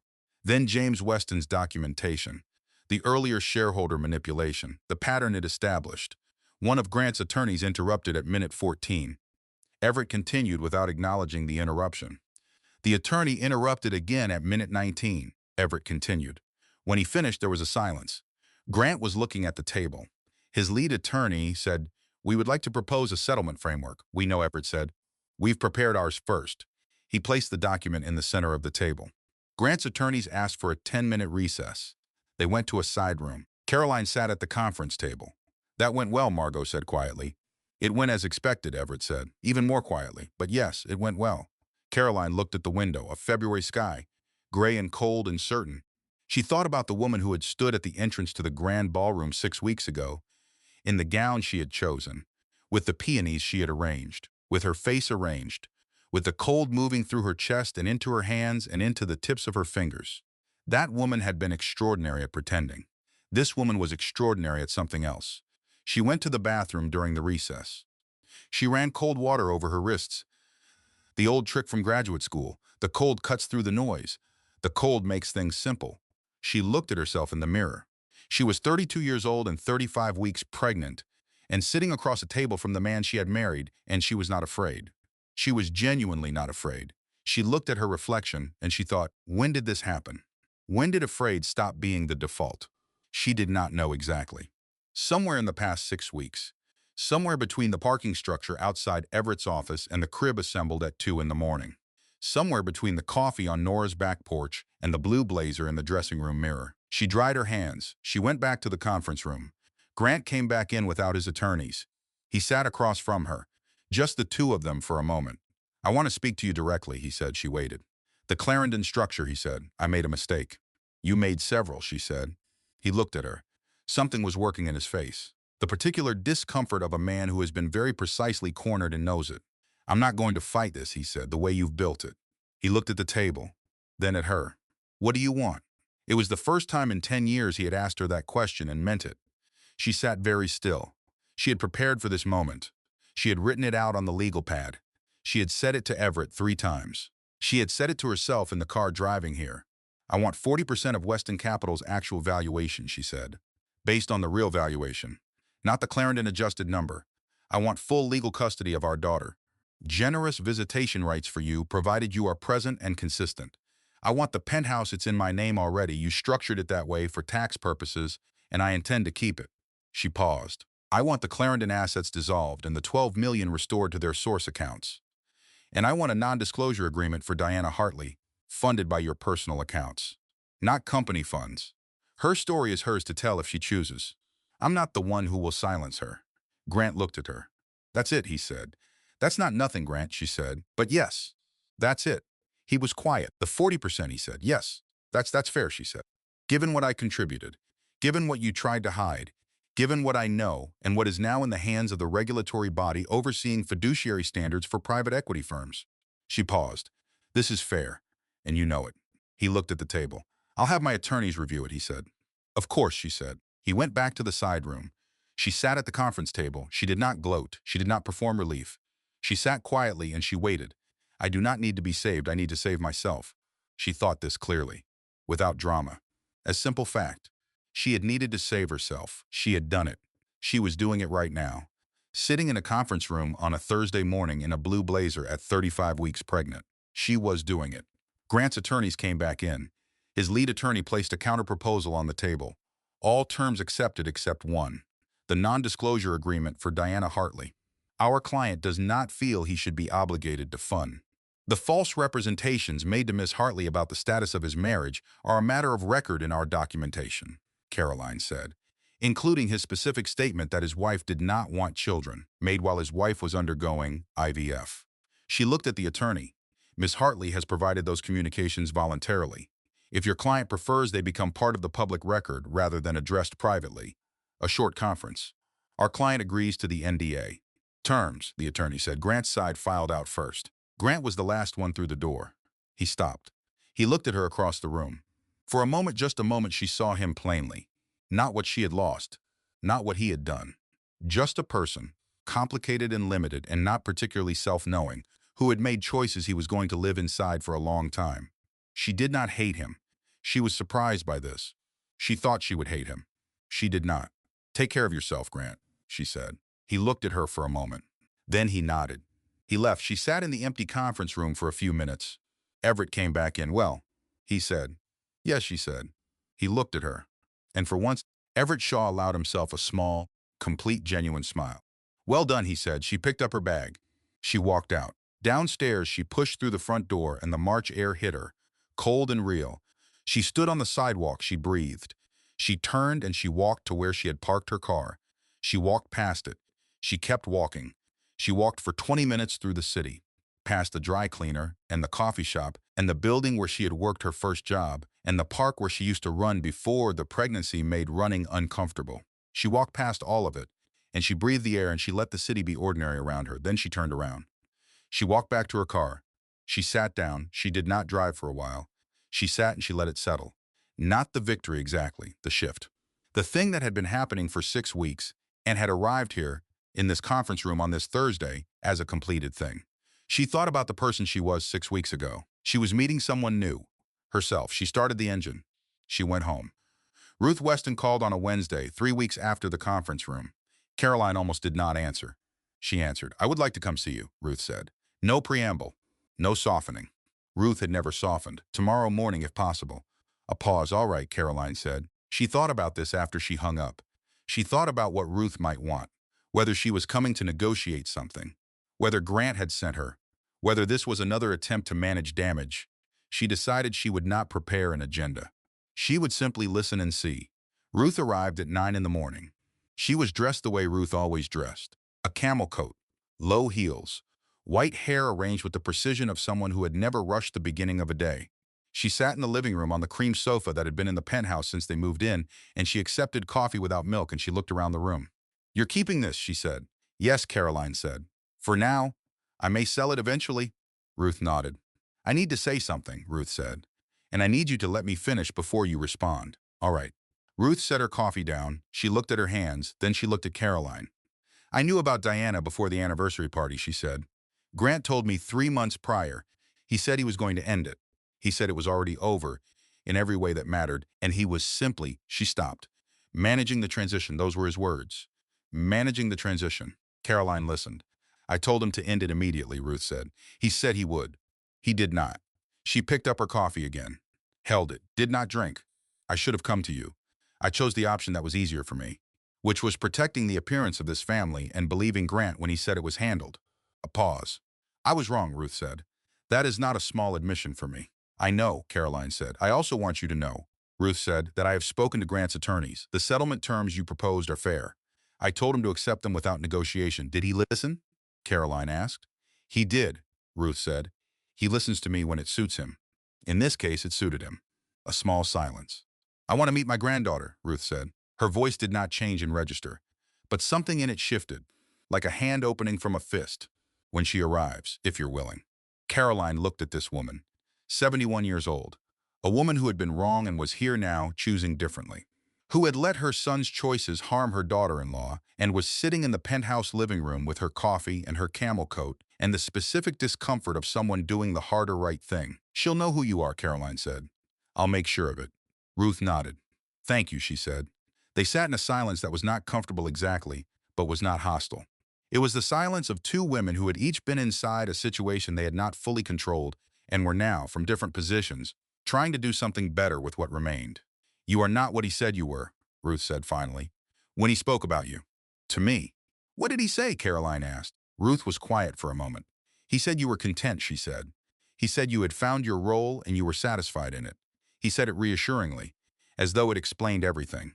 She looked at Caroline. "He said it like satisfaction was the same thing as acceptance." "And I let him." "He believed it," Caroline said. "Yes," Ruth said. "He did. That's the part I find hardest to sit with. He genuinely believed it. Because I was very good at being content," Caroline said. "I had practiced it for years." Ruth looked at her steadily. "Patience," Ruth said, "not content. There is a difference. And patience in the right person is the most formidable thing in the room." Caroline looked at her mother-in-law. She had not expected to like Ruth any more after all of this. She liked her slightly more. "Thank you for coming," she said. Ruth picked up her coat. She paused at the door. "One more thing," she said. "The foundation you're planning. The one for financial literacy." Caroline was very still. How do you know about that? Margot Calloway, Ruth said. She mentioned it, in passing. I don't think she knew I would do anything with the information. She pulled on her coat. I would like to make a contribution. When you are ready to accept one. She looked at Caroline. I have more money than I know what to do with. And this is something worth doing. She left. Caroline stood in the middle of the living room. She thought about telling Margot to be careful what she mentioned to Ruth. Then she decided not to. After Ruth left, she stood at the window. She had stood at this window thousands of times, 10 years of standing here. She knew the way the light moved across the buildings in winter. She knew the color of the sunset in November. She knew the particular gray of the city in February and the pale yellow it turned in early spring. She was going to miss this window. She let herself feel that. Not the loss of Grant, not the loss of the marriage, the very specific, very ordinary grief of leaving a window she had loved, that she had stood at in the mornings with her coffee and the feeling of being above the city, looking down at it from a height that made everything look manageable. She was going to live at street level now. She thought she was going to like it. She put on her coat, she took the elevator down. She walked out into the March air, and she kept walking, and she did not stop for an hour. She walked through neighborhoods she had not walked through in years. She walked past restaurants that looked good. She walked past a small hardware store and a bookshop and a playground with 3 children in it and their parents on the bench. She walked past a building with a for sale sign. She stopped.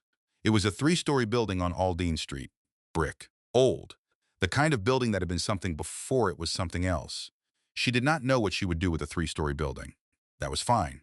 She was still figuring that out. She photographed the sign. She kept walking.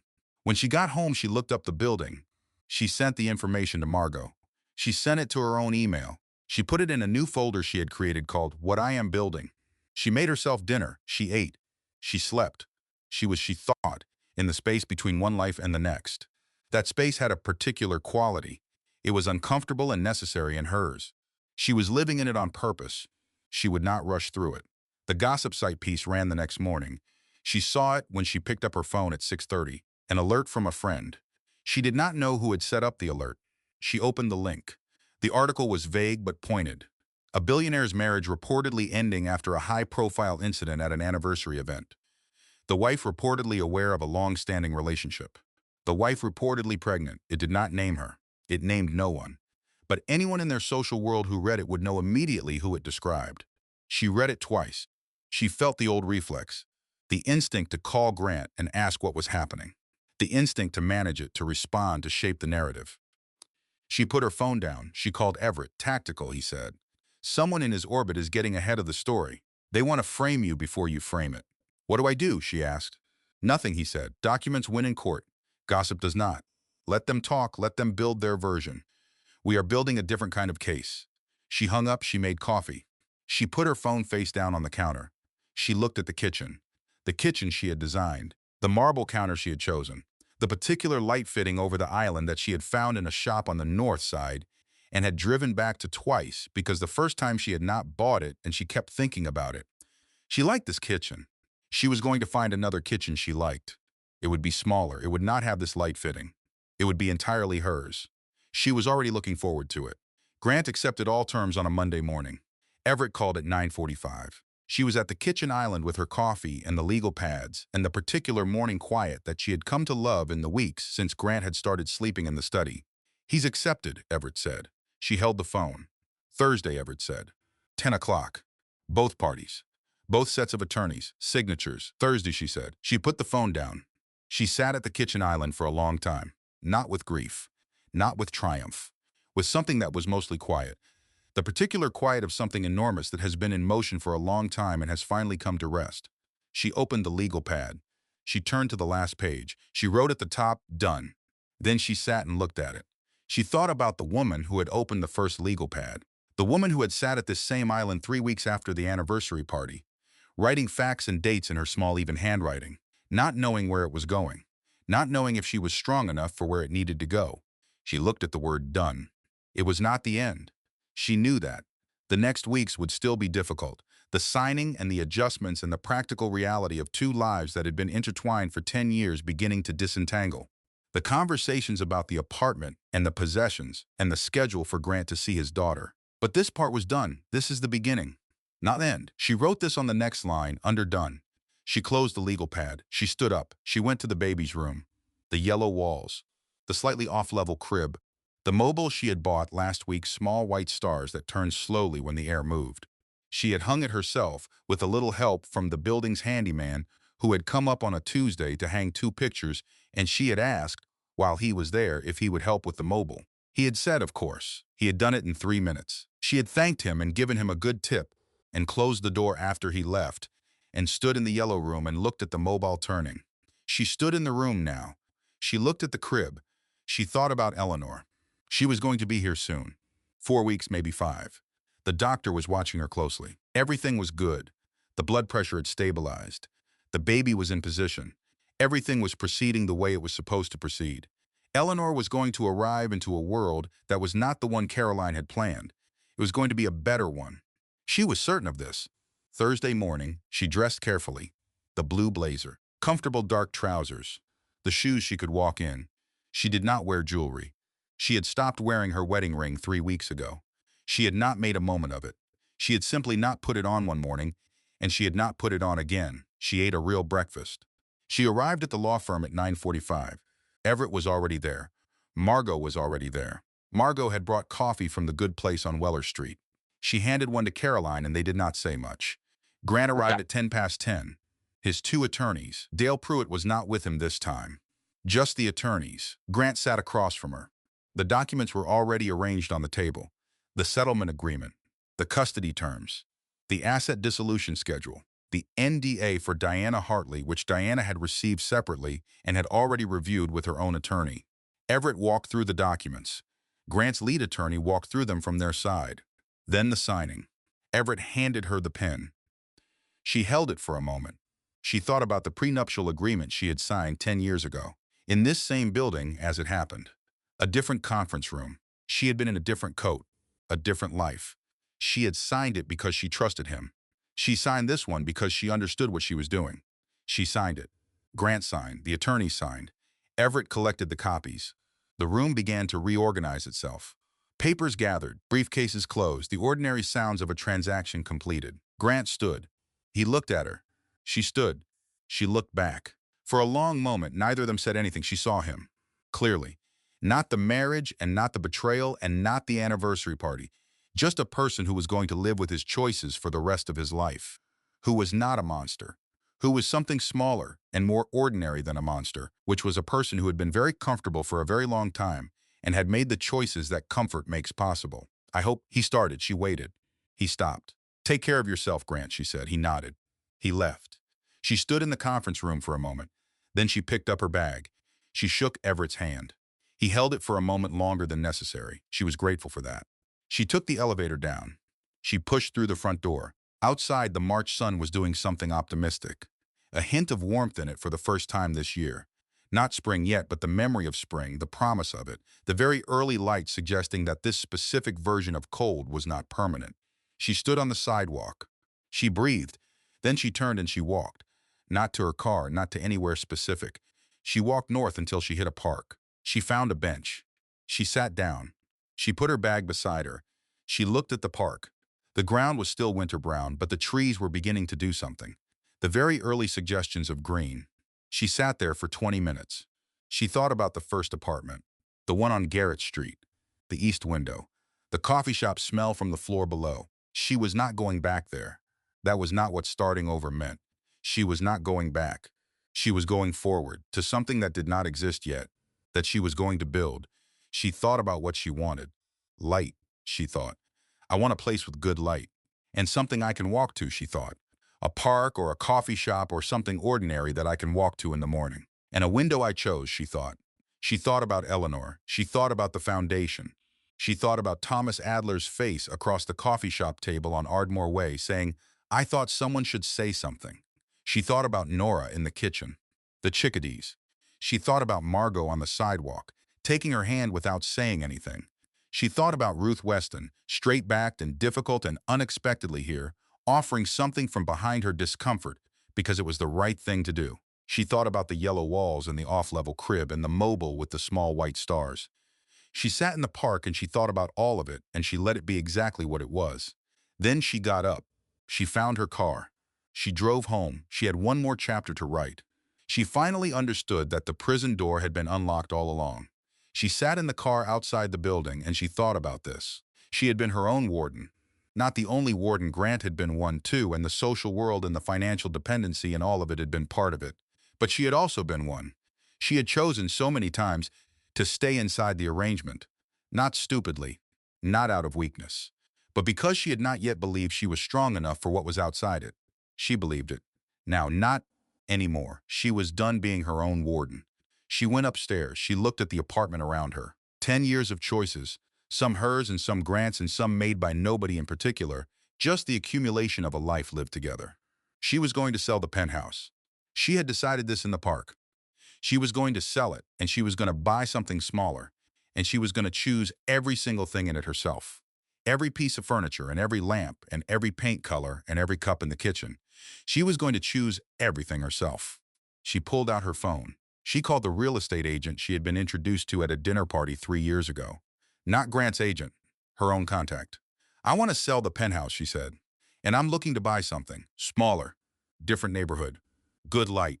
I'll explain what I mean when I see you." She made an appointment for Monday. Then she went to the baby's room. She sat in the rocking chair she had bought herself. She looked at the mobile. She thought about Eleanor. She was ready. She went into labor on a Tuesday, 38 weeks. The very specific relief of that number. Full term. Right on time. Her water broke at 6:15 in the morning. She was already awake. She had been awake since 5, which was not unusual these days. The baby was running out of room and had opinions about how Caroline should spend her early mornings. She felt the shift and she was very still for a moment. Then she was moving. She called Nora first. Nora had been in the city for 2 weeks, staying in the guest room, describing her presence as being available. She answered before the second ring. "It's time," Caroline said. She heard Nora get up. She called Dr. Oakes' office. The answering service was calm and professional and told her to go to the hospital when her contractions were 5 minutes apart. She called Margot, who answered before the first ring had fully completed. "Now?" Margot said. "Now," Caroline said. "I'll meet you there," Margot said. Nora appeared in the doorway of the guest room, already dressed, already with her bag. She had packed a bag 2 weeks ago and had repacked it 3 times. She had the specific readiness of someone who had been waiting for this day with the focused attention of a grandmother. "Hospital bag?" Nora said.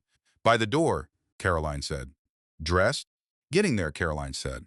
She got dressed. She moved slowly and steadily.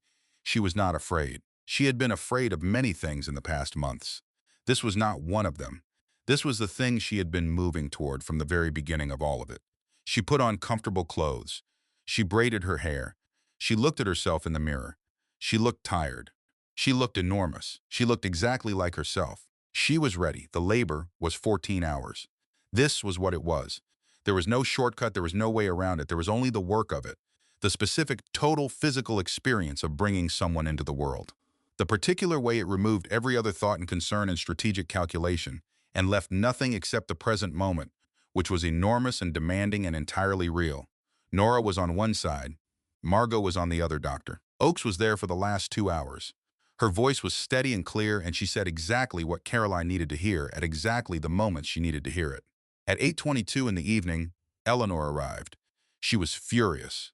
She announced herself to the room with the specific urgency of someone who has been waiting a long time and is not going to be quiet about it. The nurse put her on Caroline's chest. Caroline looked at her, small, red, eyes shut tight, fists clenched, already opinionated. She looked at her daughter. She searched her face the way new mothers do, looking for someone she recognized. She found herself in the shape of Eleanor's forehead. She found Nora in the line of her jaw. She found her own grandmother in the particular set of Eleanor's mouth, already decisive even in its first minute. She did not look for Grant. She did not need to look for anyone else. This child was made of women. That was enough. That was more than enough. She was holding Eleanor and not speaking.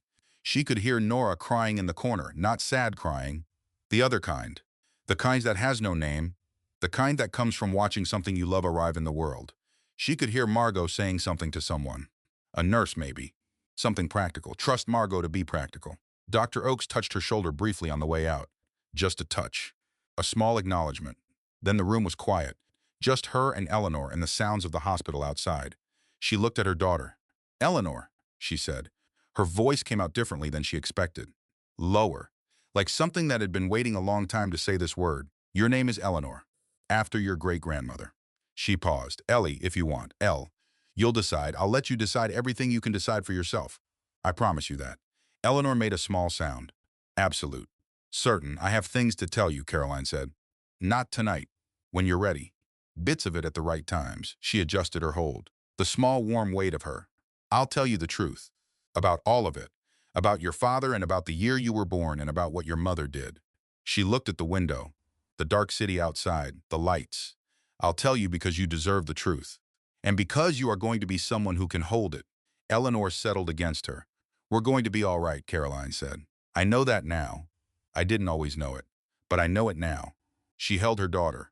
The city moved outside the window. She sat in the bright room and she held Eleanor, and she was all right. Grant came to the hospital the next morning. She had told the nurses to let him up. He came in at 10. He was dressed carefully, and his face had the look of someone who had not slept. She was sitting up in bed. Eleanor was in the bassinet beside her, awake, looking at the ceiling with the profound interested concentration of someone who has just discovered that there is a ceiling. Grant looked at the bassinet. He looked at Eleanor. He was very still for a moment. She gestured to the chair beside the bed. He sat down. She reached into the bassinet and she lifted Eleanor, and she handed her to Grant. He received her. He held her. His hands, which she knew well, the specific capable hands of a man who was good with his hands, in the particular way of men who build things, those hands went very careful, very precise. The particular care of someone holding something irreplaceable. He did not speak for a long time. She let him not speak. She looked at his face while he looked at his daughter. And she saw, for the first time in their entire history, Grant Weston without a calculation running, without a strategy operating, without an audience being managed. Just a man holding a baby he had made, looking at her, understanding in the way that babies force people to understand things, that some things are not manageable, that some things simply are. He started. I know, Caroline said. He looked at Eleanor for a long time. Then he looked at Caroline. The look on his face was something she had not seen from him in a very long time. Not guilt, not calculation, not charm. Just the plain, open look of someone who understood what they had given up, what they had traded, what the arrangement had actually cost. She did not fill the silence. She had spent 10 years filling silences. She was done filling silences that were his to sit in. He handed Eleanor back. I'll be at every appointment, he said, every visitation. Whatever the schedule. I'll be there. I know, she said. And she did know. Grant would be a present father. This she believed. His limitations had been as a husband. As a father, she thought he would find something he was capable of. She hoped so. She genuinely hoped so. Goodbye, Grant, she said. He looked at her. He nodded. He stood up. He left. She looked at Eleanor. That's your dad, she said. He's complicated. He's not what I hoped for. But he loves you. That part is real. She settled Eleanor against her chest. We're going to be fair to him. Because you deserve a fair picture of both your parents. That's what I can give you. Eleanor made no comment. She was asleep already. Nora came back in with coffee and a sandwich, and the paper bag from the bakery on the bedside table. She sat down. She looked at her daughter. She asked. Yes, Caroline said. Actually okay or politely okay? Caroline looked at her mother. Actually okay, she said. Nora nodded. She picked up her coffee. She has your grandmother's mouth, she said. I know, Caroline said. I saw it. Nora smiled. They sat together in the bright room with the sleeping baby and the March sky outside and the city going on outside the window, ordinary and indifferent and not knowing at all that something important had just happened in this room. Something had. Something that was going to matter for a very long time. 6 weeks later, the penthouse sold in 12 days. She had been surprised by this. The real estate agent was not surprised. The apartment was in a premium building with a premium view, and it had been maintained with care, and it was priced appropriately. And there was a buyer within the first weekend of showings. She signed the closing documents with Eleanor and the carrier on her chest. The baby slept through the entire closing. Caroline found this appropriate. She had found the new apartment on Aldine Street, the building she had photographed on her walk after the conference room. It had turned out to be a mixed-use building. Commercial space on the ground floor. Residences above. The second-floor apartment was a floor-through. High ceilings. Old floors. A kitchen that needed updating. A bedroom with an east window. A second bedroom small, exactly the right size for a baby with a window that looked into the courtyard. The courtyard had a tree. She had decided on the apartment because of the tree. Not only the tree, the light and the neighborhood and the scale of it, and the particular feeling of standing in the empty rooms and thinking, I could live here. Really live here. Not perform living here. Actually live. but mostly the tree. She put an offer in. She bought it with her own money in her own name.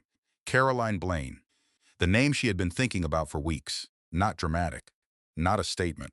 Just a return to something that had always been hers. The mortgage was in her name. The deed was in her name. Every decision about the renovation that was beginning next month was hers.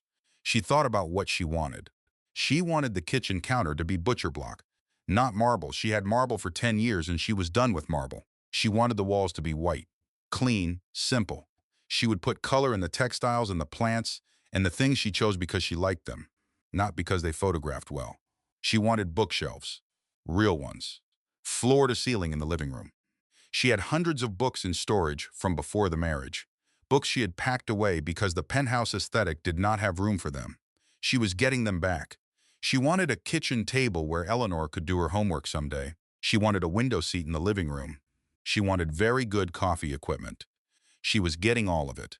Thomas Adler had submitted his documentation to the regulatory body overseeing financial standards for private equity. He had done this knowing the consequences. He had done it anyway. He had been placed on administrative leave pending the investigation, which he had accepted with the particular calm of a man who had made a decision and was at peace with it. He was consulting on the financial structure of the foundation now, 2 hours a week. He would not accept payment. She had tried. "Let me do something useful," he had said. "I've been watching things I shouldn't have watched for 11 years. Let me do something useful." She had agreed. James Weston had given his testimony to the regulatory body as well. He had done it quietly and without drama. He had not spoken to the press. He had not made a performance of it. He had submitted the documentation and gone back to his life in Connecticut. She had sent him a note, handwritten. He had written back, also handwritten. "I hope she looks like you," he wrote. "The world could use more people who are quietly relentless." She had laughed at this. She had put the note on the refrigerator in the Aldine Street apartment on moving day before anything else was put on the walls. Ruth Weston had made a contribution to the foundation. It was a significant one. She had sent a letter with the check, written in her distinctive, precise handwriting on Weston family stationery. "This money was always mine," the letter said. "I am choosing now what it is for." The foundation had a name, the Blaine Fund for Financial Clarity. Not elegant necessarily, but clear, which was the point. Everett Shaw had helped structure it properly. It was filed and registered and had its first 3 programs designed: financial literacy workshops, legal resource navigation guides, a consultation line staffed by volunteer attorneys, women who had been where she had been. She did not want them to have to do what she had done with no map. She was drawing the map. Margot had come over on a Saturday to help her put together furniture from flat packs. 2 of the pieces were genuinely difficult. They sat on the floor of the living room with the instructions and too many pieces of wood, and they argued cheerfully about which diagram applied to which section, and eventually got everything assembled and stood back and looked at it. "It's slightly off," Margot said about the bookshelf.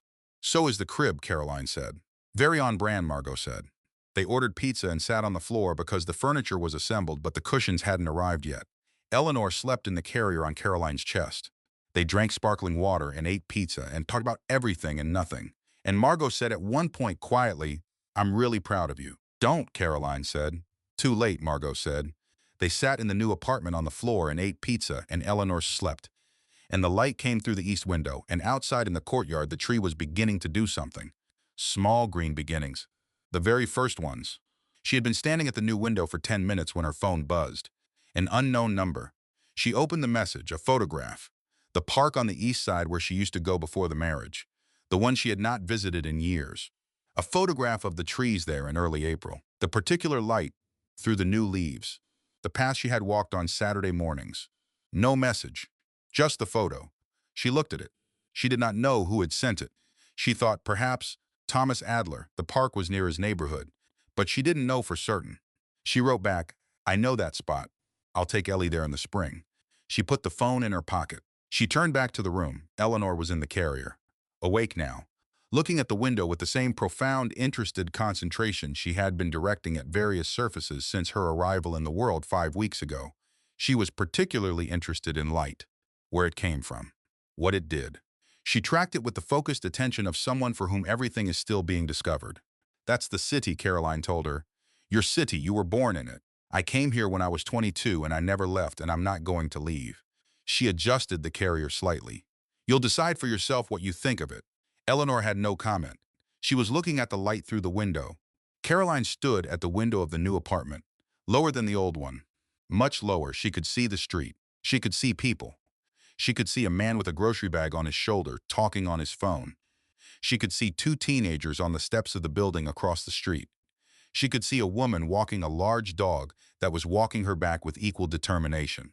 She was part of this. She was not above it anymore. She was in it. The city was right there, real and noisy and ordinary in hers. Eleanor was warm against her chest.